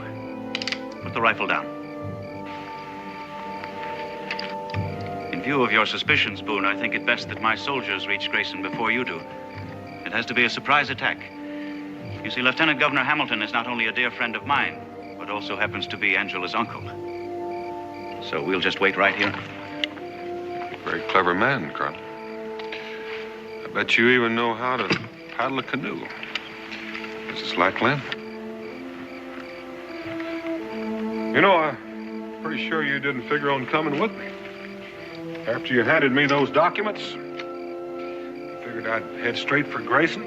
Many lives had followed, blazing a trail for the British soldiers. But then you were captured. It sure put a burr under your saddle. You locked me up. I couldn't lead you to Grayson. You turned me loose. I had to convince you I was a bona fide traitor. The only way to do that was to help you to escape. Played your part very well, Colonel. I think you had a few suspicions, Boone. The worst of it was you kept trying to hide our trail. We were hard put finding ways to leave a trail for many lives to follow. Like the perfume. It was the very best perfume, Mr. Boone. Well, you had me fooled right up until the time I found out that I was acting as a guide for the British Army. There is some comfort in knowing I wasn't traveling with British traitors. Thank you. Treason is distasteful, but in this case, the end justified the means. And in your plan to rescue Hamilton, you can forget that, Colonel.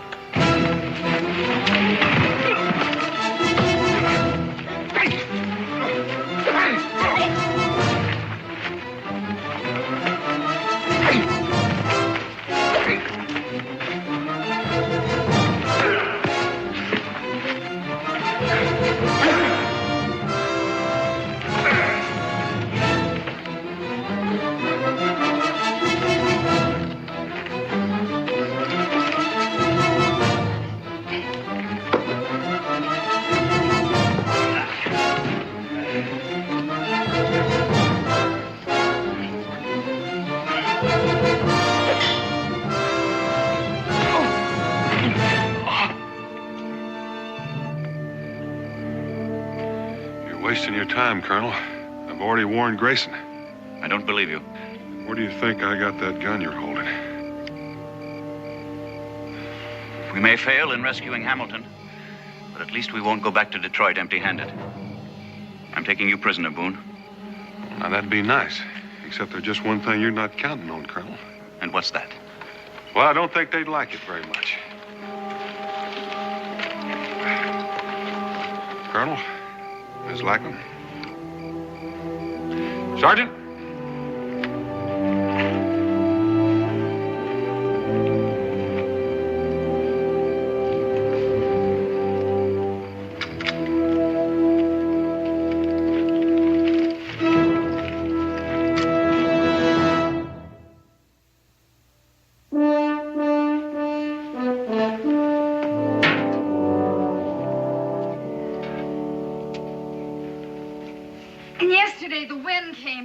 Blew my clothesline down. I had to do the whole wash over again. Oh, and Cincinnatus, to top it all off, has gone up on the price of flour. You left out Thursday. Thursday. Oh, Thursday was calamitous. The cakes I baked for Molly Malone's quilting bee fell. Oh, and butter wouldn't melt in Mrs. Gay's mouth when she saw 'em. And I ruined a batch of soap. Oh, and Daniel, the cabin needs chinking. Has Israel been behaving? Well, he's just trailing after Prather Beasley again. And neglecting his chores. You know, the wood box is empty. And he's completely quit bringing in the water. Well, I'll speak to him about that.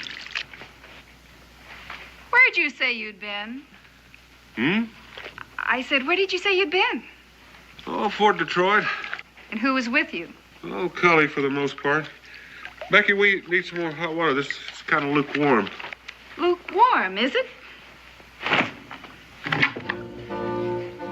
Cully has been back in Moonsboro 3 days, and I never knew him to wear women's perfume. Don't you lie to me, Daniel Boone. Oh, that's cold. What's so funny? That's the second time this week that perfume's almost got me killed.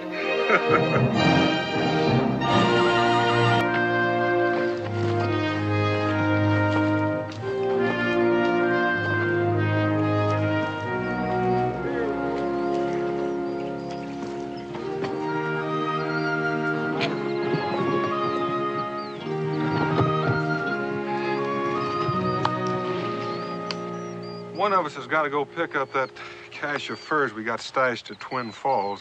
And I'm still not sure I'm doing the sensible thing by letting you two take the rest of the pelts to the rendezvous. Now, Daniel, you know you can depend on us. Well, sure. I mean, Gabe and me work together like the well-oiled gears of one of them fancy European clocks. Like peas and greens?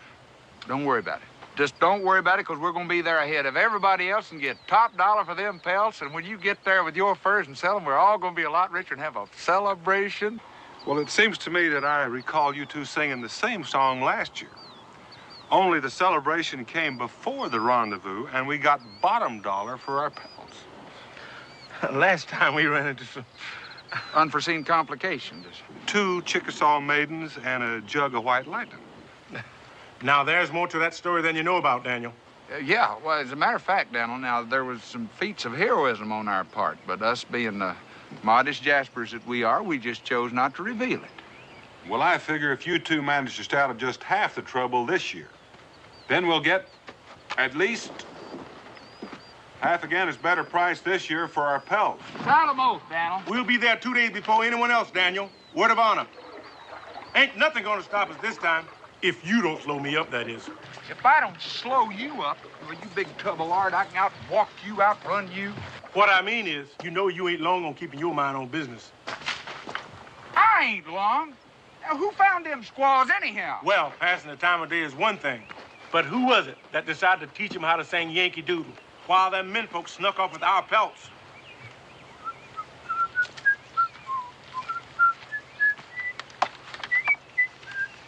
We better get these furs strong. Dirty old trapper is what I am. I have been all my life. I've been in these woods so doggone long. I took an oak tree for my wife. A dirty old trapper is what I am. I have been all my life. I've been in these woods. What'd you forget the words? Oh, no. Daniel ain't never gonna believe this. Unless we take them back as witnesses. We're gonna take them all back? No, I guess he still wouldn't believe us. All right, do you want our hides or them? Say. You understand, Indian? What's he talking about? He said to move out. That's what I thought he said.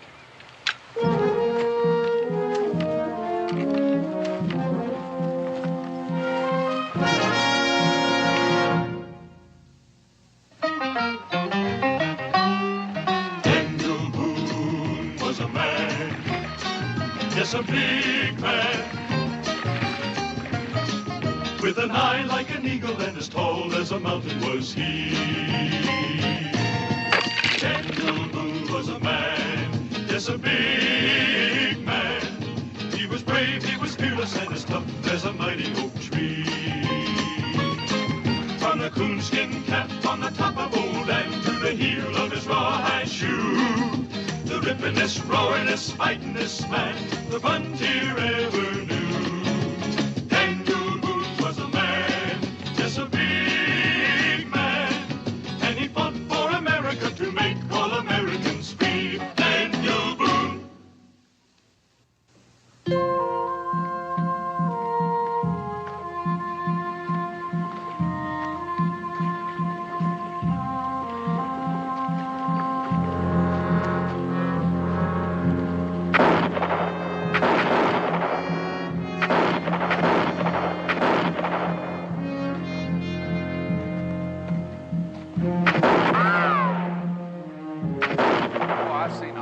odd things, but I never saw Indians doing anything like that.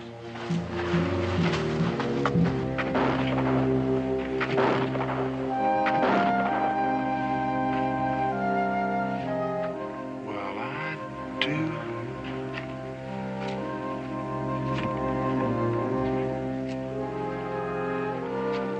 Bien hecho, Tanoma. Descanse ahora. Ah, senores. American trappers, my men were correct. Welcome. May I present myself? I am Admiral Alejandro Buenaventura, at your service. And you? I don't talk too good with my hands tied. Oh, my apologies, senores. I teach my men to take every precaution.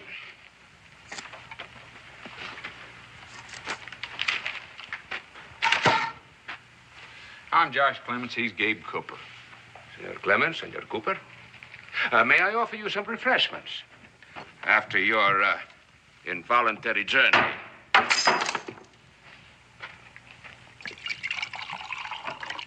Gentlemen,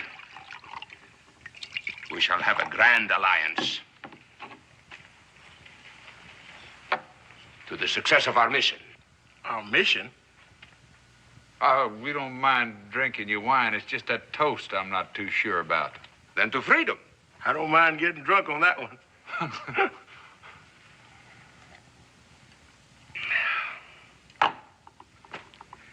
No doubt you are wondering, who is this mysterious pomposity who calls himself Admiral while prancing around in deerskins hundreds of miles from the sea, yes? An excellent question deserves an excellent answer, no? Admiral, suppose you stop the questions and quit playing games. Games? The great jewel knife of King Charles III of Spain is pressed against the throat of your country. You call that a game? You know, Admiral, I kind of got the idea you were Spanish yourself. For 14 generations. But I have no love for Carlos the Magnificent since he destroyed my fleet. You mean the Spanish destroyed their own fleet? Well, it might perhaps be better if we called it a private fleet. You got anything particular against pirates, Gabe? Ken says I have. Unless they got something against me. On the contrary, Senor Cooper, I think you will find that I am your ally in particular. I'm listening. Well, in Hispaniola, all the people of your color are the slaves of Spain. So they decide to make a revolution. They pick a general and a staff, all black, like the rest of them. And they make their plans. I, meanwhile, am sitting out in the sun, an admiral without a fleet, searching for a way to find revenge against His Celestial Majesty, the good Carlos. But then, some way or another, I get together with the splendid revolution of the blacks. How may I serve you? I say to the general. Well, he looks me over and sadly advises me that he is without ships. But perhaps I can help in another way. Anything to make trouble for Spain, I say. So here I am, training an Indian army, making trouble for Spain. Seems to me it would make more sense if you made trouble for Spain in Hispaniola, wouldn't it? So it would seem. But my general, he figures that if we make trouble for Spain here, they will send troops here, leaving not so many troops to make a revolution against. But, Admiral, now, I'm still not sure about where this great jeweled knife comes in. Well, there is a worm in the apple we do not anticipate. El Capitan Torres, very ambitious man, Torres. He's like this with Carlos the Magnifico. He whispers in the king's ear a plan to conquer the United States. With what? Here is the point of the jeweled knife, gentlemen. That? That's just a trading post. Yes, a Spanish trading post.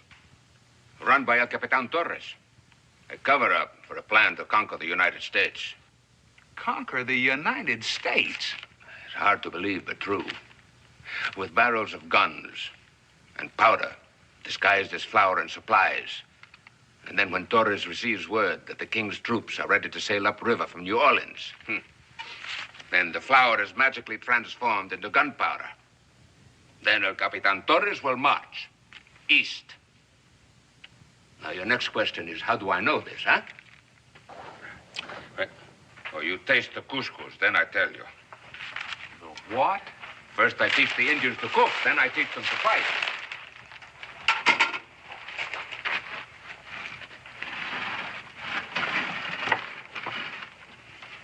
Sure smells good. The best of my cooks, Joselito, is now in the employ of El Capitan Torres. This here Joselito, he's still working for you, is that it? For me? For himself? For freedom, gentlemen. You know, Admiral, you serve a fine bowl of couscous and good wine, but you do not believe me. And you want to go. Go, then. No one will stop you. Perhaps I can find others more simpatico to your cause.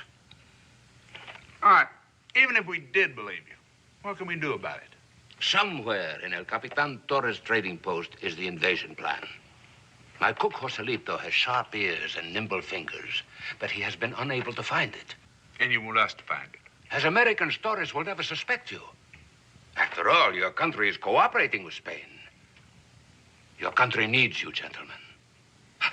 The circumstances are bizarre, I know, but... Oh, no. There's nothing bizarre about that.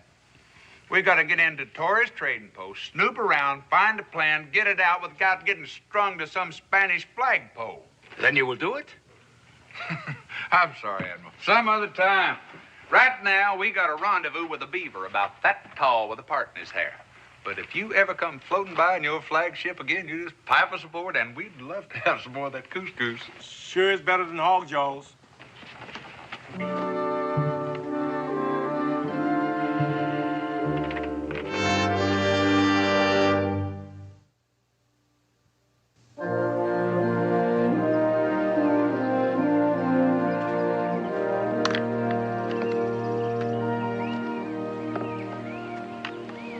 Well, Daniel, we met this Spanish admiral named Buenaventura.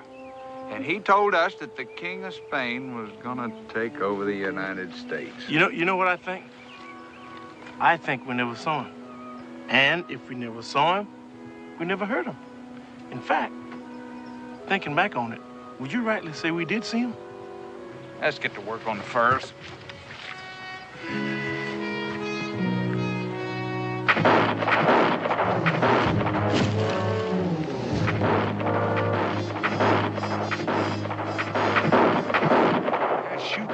Good for Indians. You thinking what I'm thinking? If you're thinking we're caught in the middle of a crossfire, then you're thinking what I'm thinking. Look over here.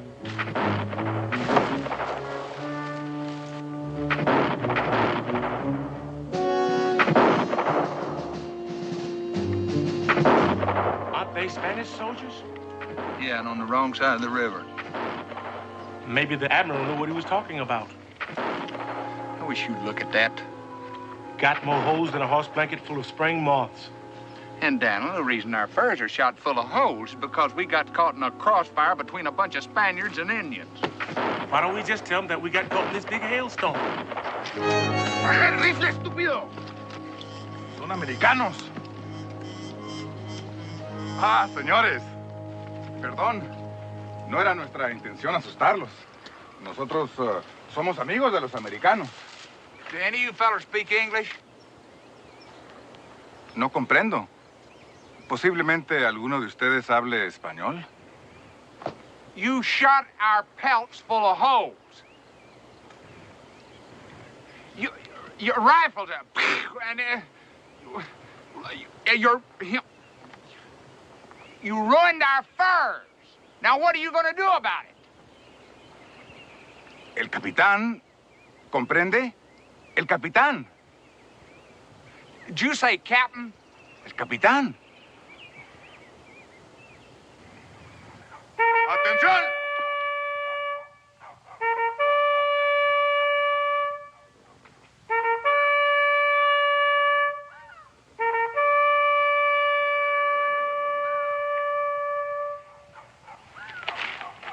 escuadrón! Rompan pila! And now, gentlemen, what can I do for you? Well, if you'll forgive me for being blunt, I'd just like to know what you're doing here. Now, a year ago, this was a trading post, an American trading post. And so it still is, except for temporary conditions which have altered its status. Oh, of course, we shall be more than delighted to help you with whatever provisions you expected to find here. We don't want any provisions. You see, we ran into one of your patrols up the road a little ways. Oh, I trust they didn't inconvenience you in any way. As a matter of fact, they did. Now, these used to be prime pelts until your boys decided they wanted to ventilate them a little. Oh, it's most unfortunate. Naturally, we will reimburse you. That's mighty kind of you, Captain. And of course, you will accept our poor hospitality for the night. Oh, I insist. Lleve estos señores al cuarto de huéspedes. Until dinner, señor. Por acá, señores. Atiende a los señores. Que estén cómodos.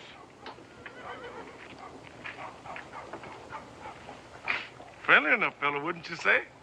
Les he ordenado una y otra vez evitar incidentes con los americanos. ¿Cuántas veces se los tengo que repetir? Lo siento mucho, mi capitán. No sabíamos que estaban ahí.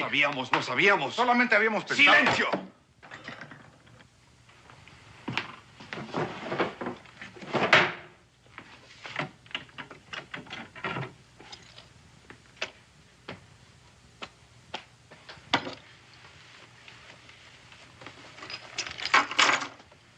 The Capitan, he say he hope this make up nicely for the furs. Oh, you tell your captain we thank him a lot. Excuse me, sir. I don't think I caught your name. Joselito, senor. From the Indies, aren't you? Si, Espanol. Will there be anything else, senor? No, just thank the captain for us. Si, gracias.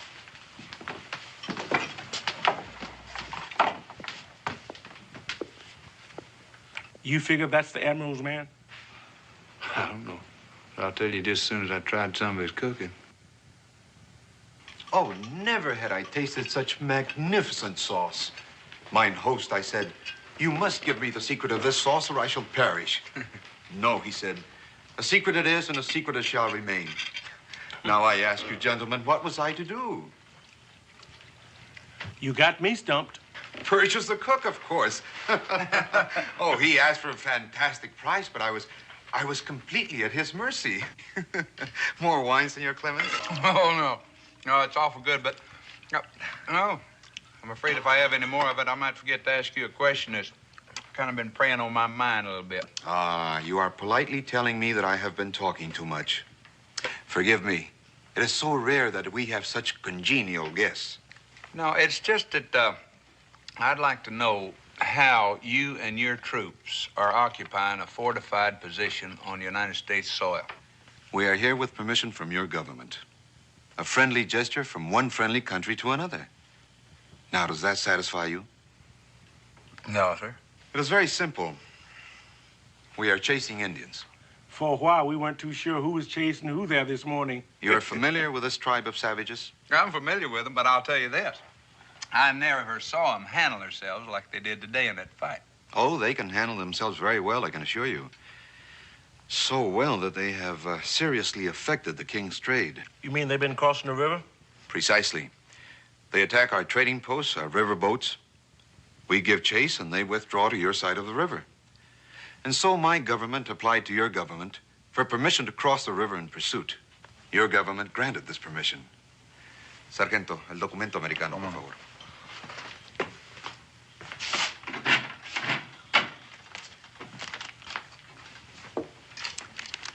And so, my friend, here we are. Signed by your Secretary of State, as you can see.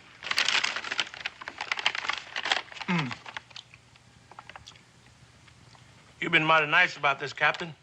I hope you weren't too put out by our questions. Oh, not at all, Senor Cooper. I admire your patriotic fervor. I assume, then, that you're satisfied that I and my few soldiers are not here to conquer your country?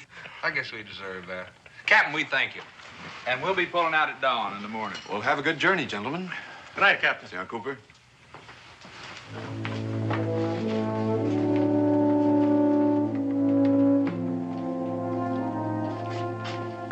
Joselito, traiga más café, por favor. Sí, Capitán.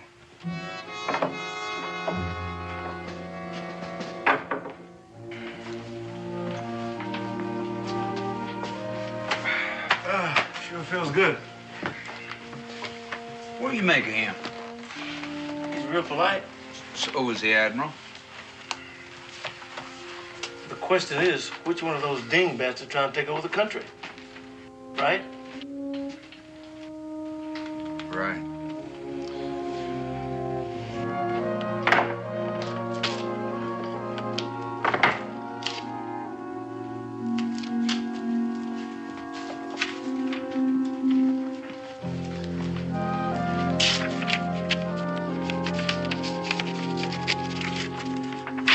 Para Buenaventura.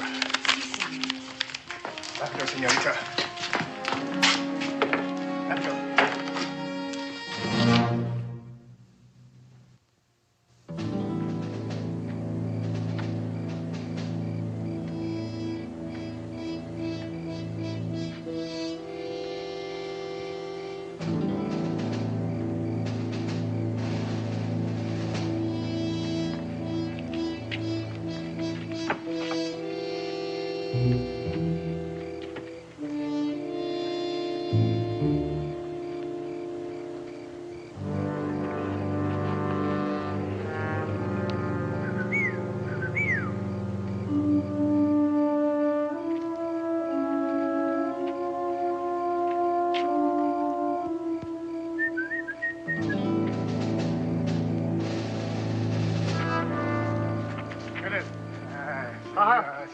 Joselito. Es una noche fría. Haga un caliente. Muchas gracias. Nada, nada.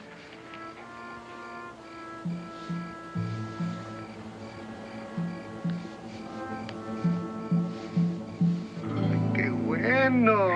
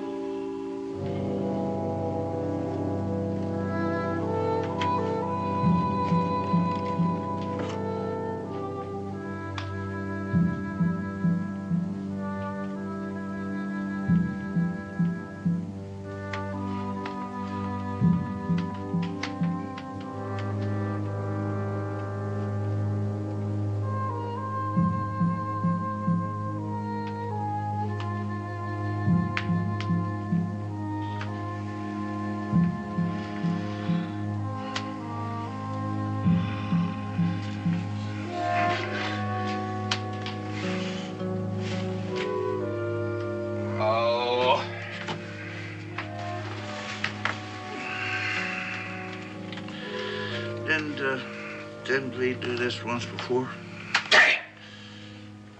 He says to... I know. Maybe we ain't gonna save the United States, but I'm sure learning the lingo.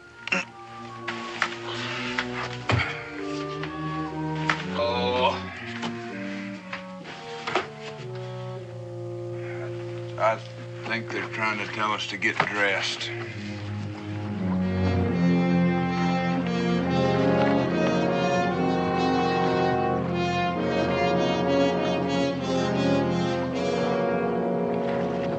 Again, senores.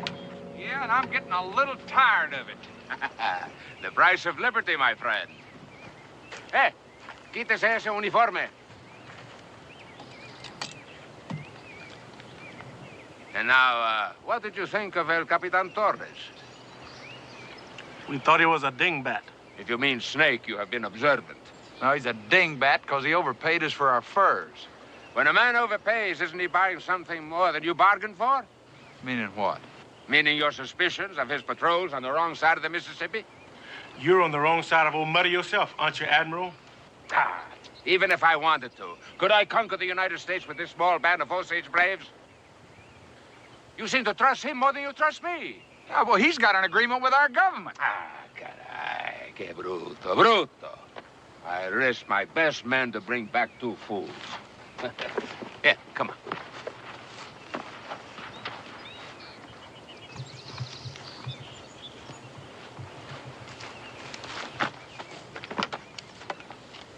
Here. Here is the dagger pointed at the throat of your country. The invasion plans of Coronel de Vega. Coronel de Vega? Yesterday, he commanded the troops ready to sail upriver from New Orleans to join Torres. We buried him with full military honors. But you only got half a plan here. Yes, and Torres has the other half.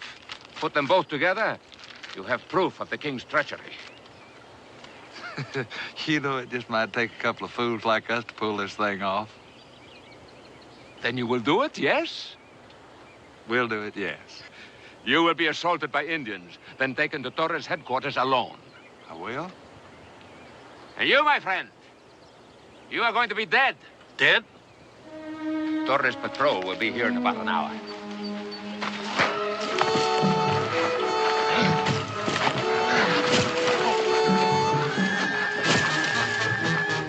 A little realism, amigo. We must convince Torres you were really assaulted by Indians. Sounds good. At an appropriate time, I will make an appearance at Torres' headquarters. Posing as De Vega's orderly. As soon as he uncovers his half of the plan, then we make our move. Can't you convince your friend this is just a ruse? Gabe! Gabe!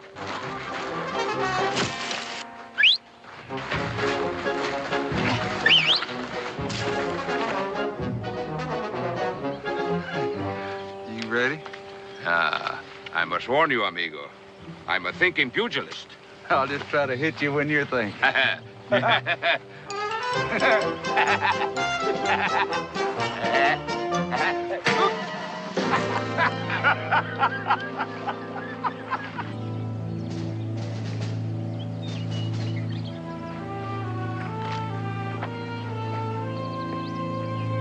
¡Help!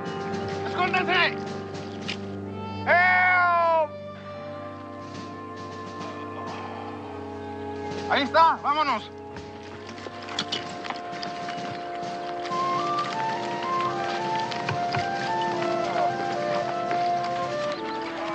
Toma el rifle. Dame el agua.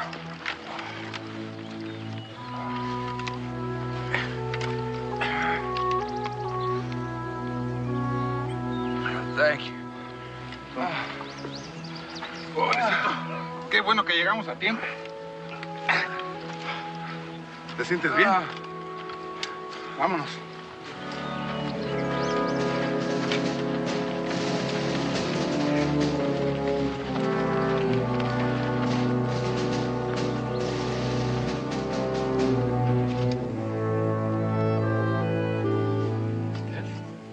¿Nada más? Ahí No. tienes. ¿Ya está? Thank you. Gracias. De nada. Está bien. No tiene nada roto. Gracias, doctor. De nada.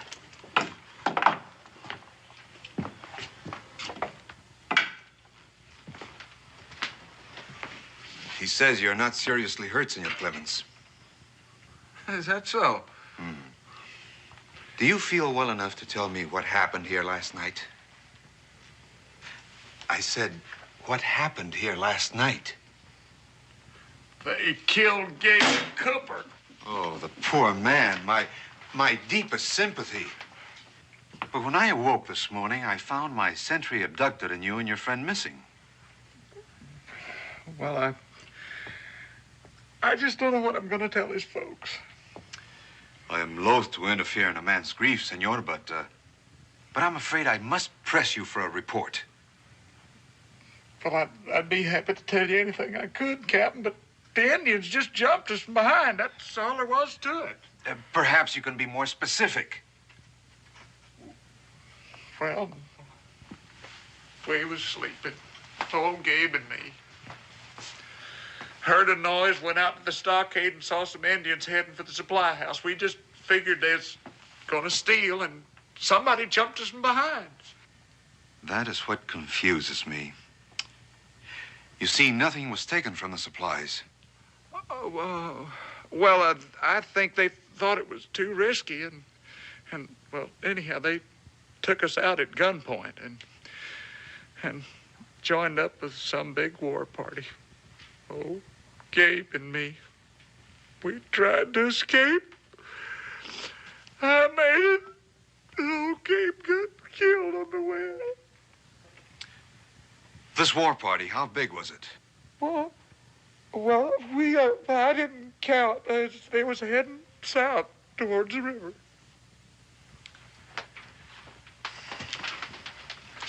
I appreciate your cooperation, senor. I shall bother you no further. To tell you the truth, Gabe, I appreciate the company. It's, I wouldn't want to be here by myself. It's just a memory of poor old Gabe. Join us for dinner, senor. We shall try to distract you from your sorrows. Oh, you are a nice man, yet. Poor old Gabe. He was always so happy. Oh, now you're getting it. Of course, it ain't no couscous.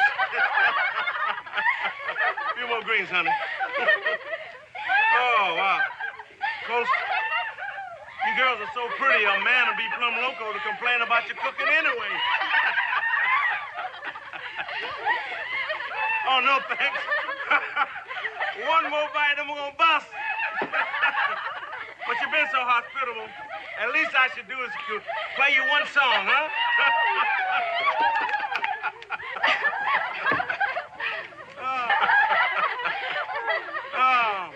How about, Yankee Doodle. Yankee Doodle went to town riding on a pony.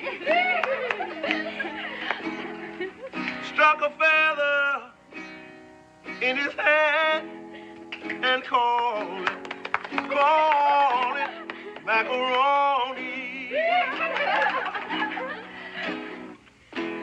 Yankee Doodle, keep it up. Yankee Doodle Dandy. I tell you, mind the music and the straw, and with the girls, be handy.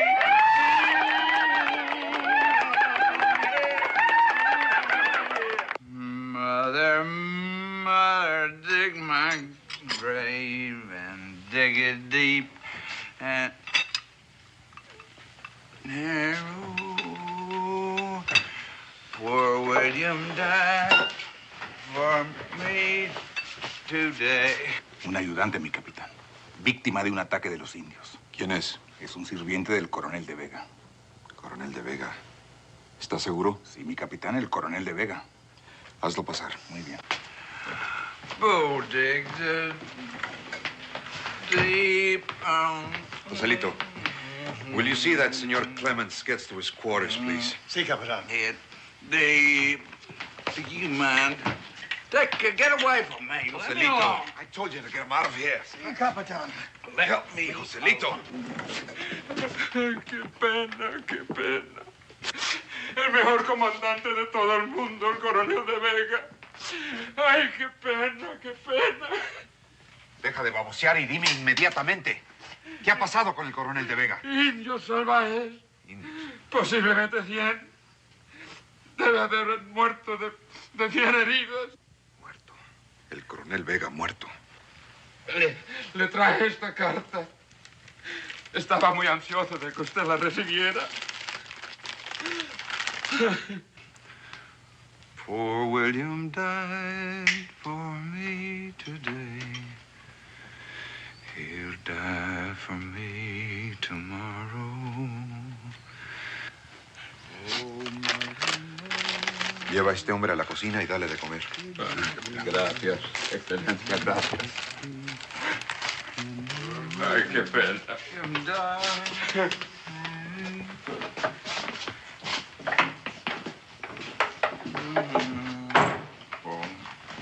Joselito, llévatelo de aquí. Sí, señor capitán.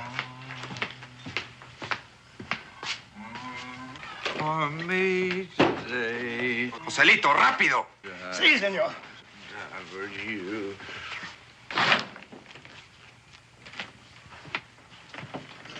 Hustlate, old my old friend. Now, hustlate, old buddy. You just sit right down here and have a drink with old Josh. 'Cause it ain't no fun drinking by yourself. Please, Senor Clements, let me carry you to your room. Please, senor.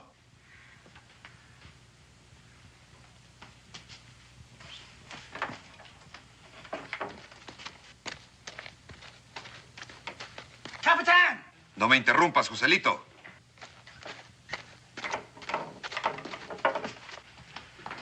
I'm sorry, Capitán. I can do nothing with this man.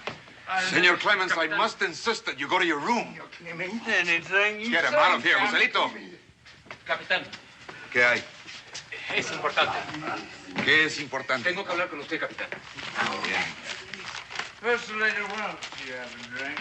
You just haven't had anything. Capitán, esta gorra. ¿Qué pasa con la gorra? Le pertenecía al guardia que fue capturado por los indios en el ataque de anoche. ¿Estás seguro? Oh, estoy seguro. Fíjese. Senor, you are most difficult. Please, you must come to your room.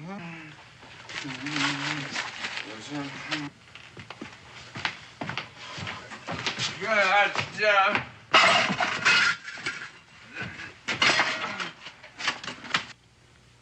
Saca a ese borracho de aquí. Sí, Capitán. You are the Capitán. Come along.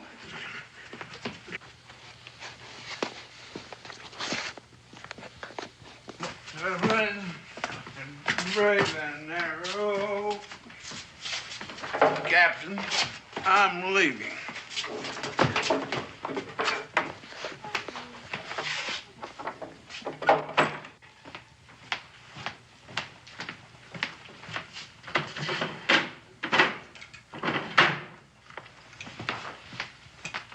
Teniente.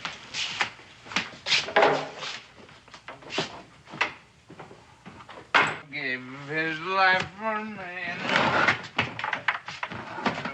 April gave his. What's this about the cap? It belonged to the guard that we captured last night. I am afraid. What, then they know that Buenaventura is a fake? At least they are very suspicious.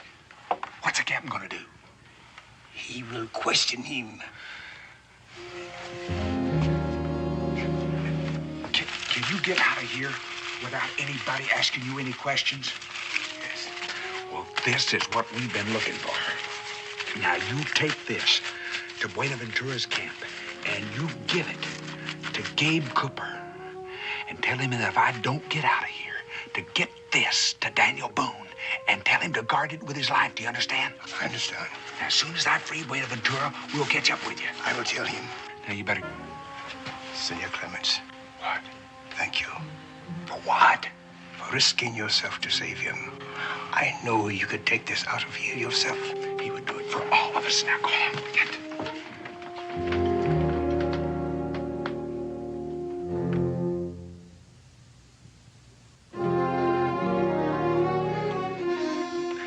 Ante Dios, lo juro.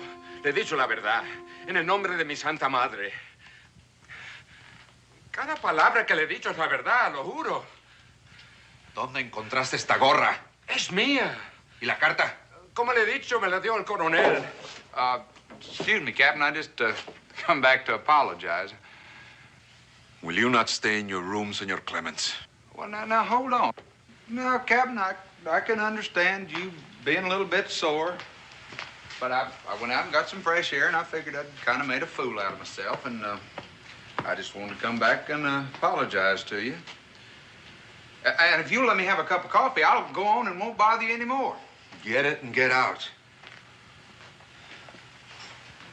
¿Hasta cuánto piensas seguirme mintiendo? Le juro, es la verdad. Échalo fuera. I want to say you've been a real good host, Captain. I got a lot out of this visit. Everything I could ask for. Enciérrenlo. Yo me encargo de él después. Sargento, enciende el fuego. Sí, capitán.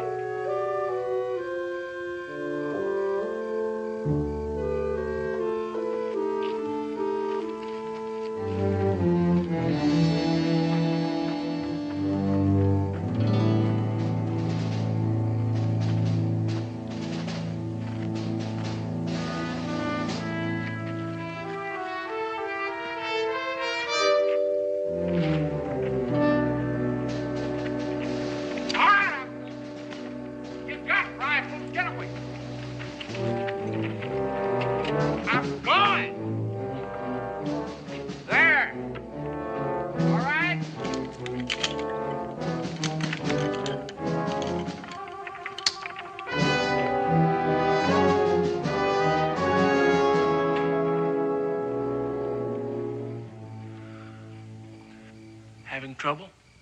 Who is that? Why, this is that well-oiled gear from that fancy European clock. What do you... It's great. It's just great. The entire United States depending on you, and you're out here nosing around. Well, it looks to me right now that you're in more trouble than the United States. Is that a fact? Well, do you want me to help you out or not? The way I feel right now, it might be better if you left me here.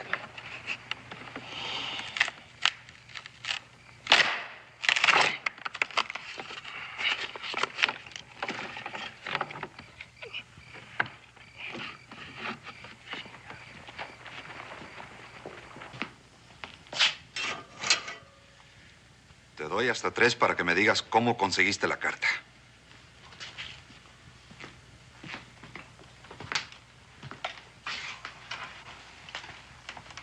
1, 2. ¡Agárrenlos!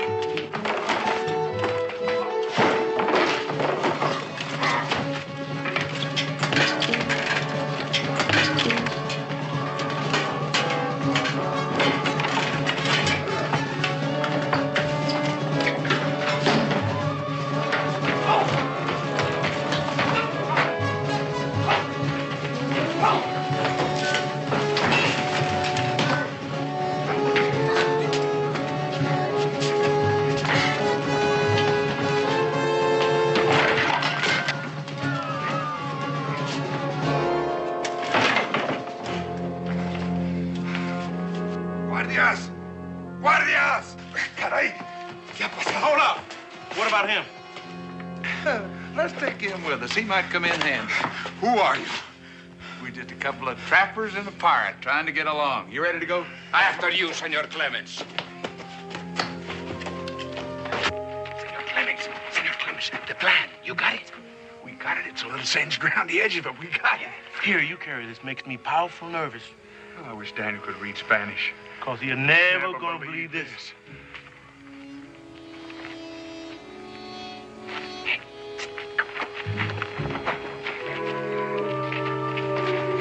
Put him in here. Get that thing open, Kate. No. No. Use his belt to tie him in. Sorry for this.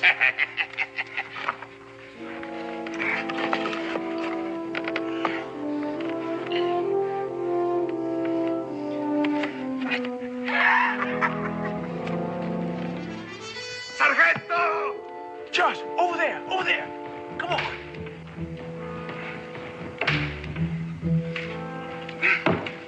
Josh, let's turn this cannon around.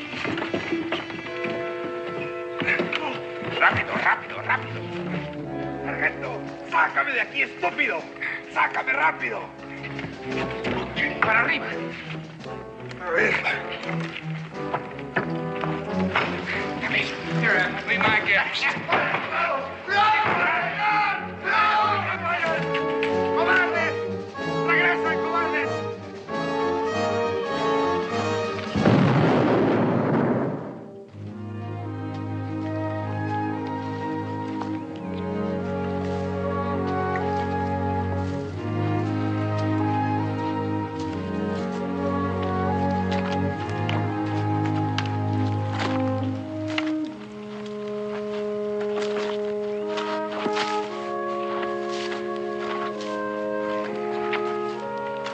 like the rendezvous is over.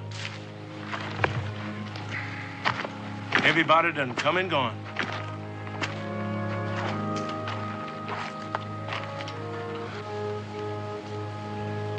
Not everybody. I'm plumb tuck it out. I think I'll sit down here and rest. Why don't you go and talk to old Daniel? No, I'm a little tired myself.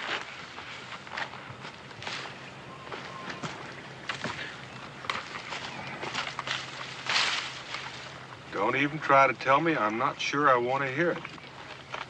Well, to tell you the truth, it's an interesting story, Daniel.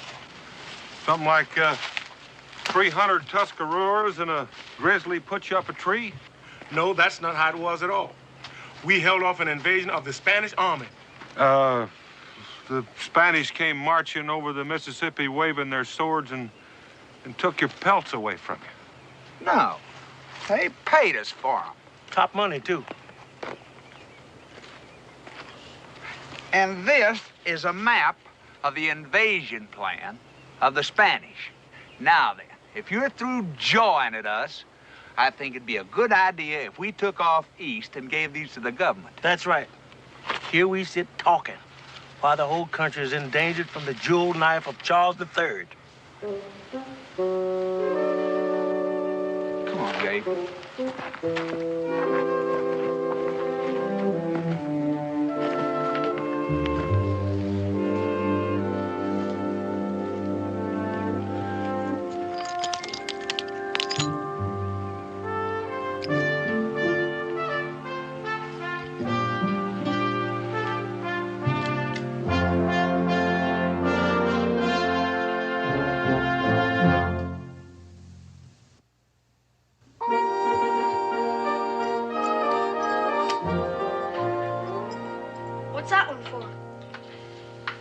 Israel is the Order of the Purple Condor. The condor being the national bird of Espanol. Well, as I recall it, you got it for coming in fourth in the turkey shoot. Now, you fellas are just a wee mite overdressed, I'd say. But it looks like supper's just about ready. I don't expect you to understand. But I'll tell you this. When you sit down with a body that's been decorated by a foreign power, it automatically becomes a state dinner. Well, Israel, would you seat their excellency? Yes. Your Highness. Oh, wait till I tell the Widow Scoggins I got to you first. Oh, she already knows. Oh, which reminds me, Gabe and me won't be going to the Salt Lake with you. How's that? You got the list? Yeah. Let's see now. On Sunday, the preacher's wife invited us over. On Wednesday, the Widow Scroggins. Saturday night, Cincinnatus is having a big to-do for us. Oh, my. That about covers Boonesboro gentry, doesn't it? That's right. Sounds like you two are going to be eating kind of high off the hog next couple of days. Israel, there's something about heroes that gets to people. You know, it just doesn't seem quite fitting to be feeding cornbread and pan drippings to two bodies that just saved the United States. Well, Rebecca, I'm almost ashamed.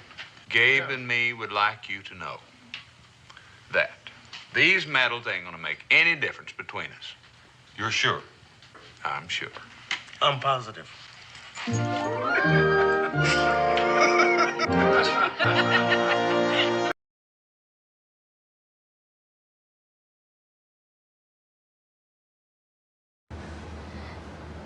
Hello, chào tất cả các bạn nha. Chào mừng các bạn đã đến với kênh của mình nhé. Hôm nay của mình tô bức tranh những côn trùng nhỏ sôi động rồi nha.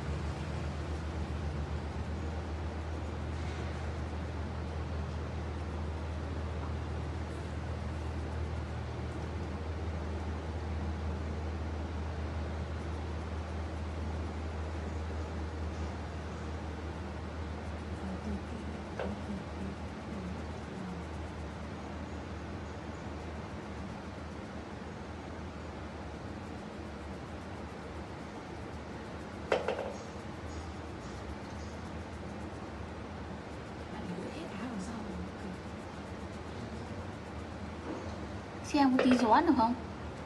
Ngồi đây. Ngồi đây.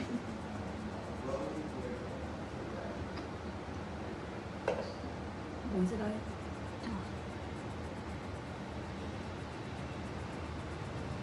Không thấy ai.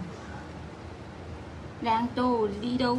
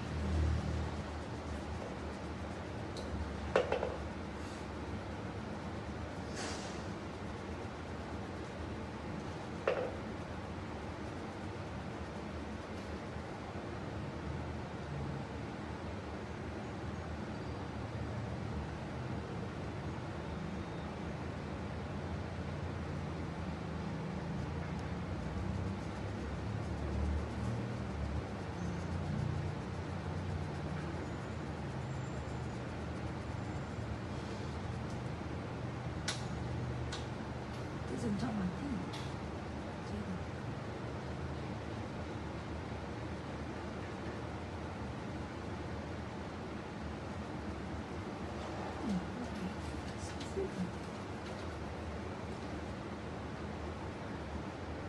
Mình sẽ kết thúc video tại đây nha. Cảm ơn các bạn đã xem video của mình.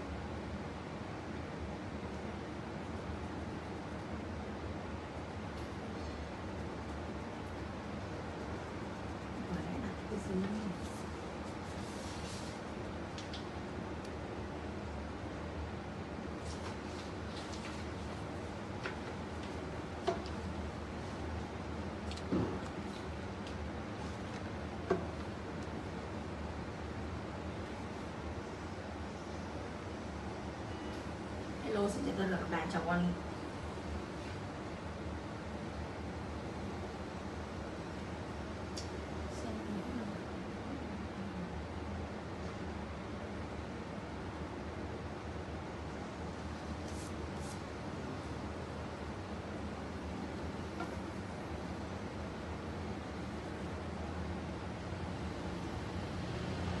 Hello, xin chào tất cả các bạn, chào mừng tất cả các bạn đã quay trở lại với kênh của mình. Hôm nay mình sẽ tổ tô bức tranh Mèo Con Đang Thư Giãn Trong Vườn Hoa nhé.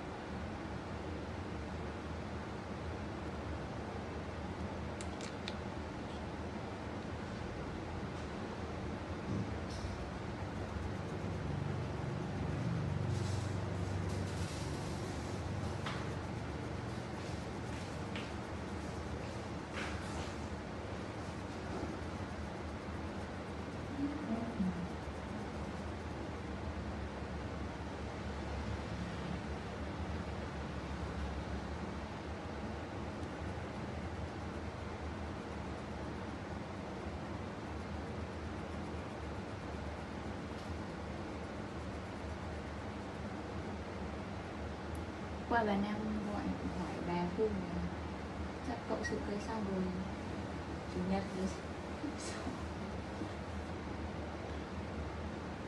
lại chủ nhật. không biết chắc lại thôi sao. Ví dụ vừa đã bảo sao rồi lại bàn vui này là hỏi là cậu sự cấy xong rồi thì làm vào chủ nhật thôi. khi này rũ sau hôm nay là rũ tàn rồi.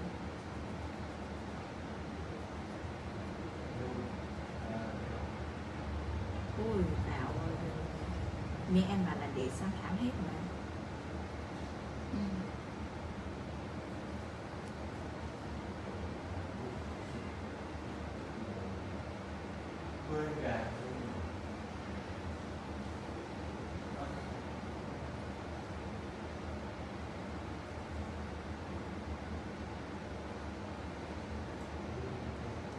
Đây, người gọi điện spam đáng ngờ từ Mobifone.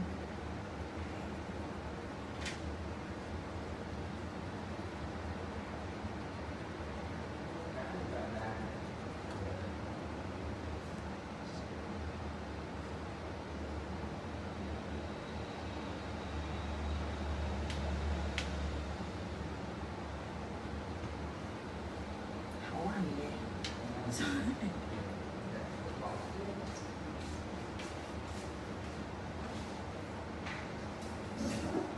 Cái gì đấy? Chưa. Làm gì? Hả? Chút nữa nhé. 1 giờ kém.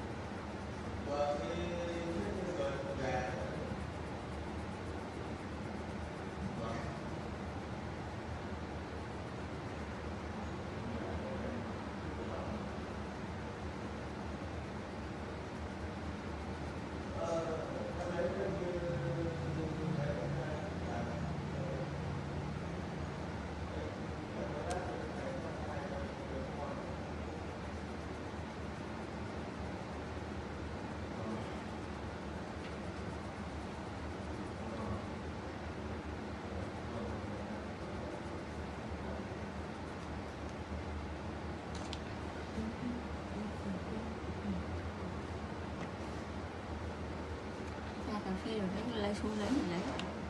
Và nó không kết thúc ở đây. Tụi em là xong rồi. Mình xin kết thúc video tại đây nha. Hẹn mọi người vào những video tiếp theo của mình nha. Bye bye.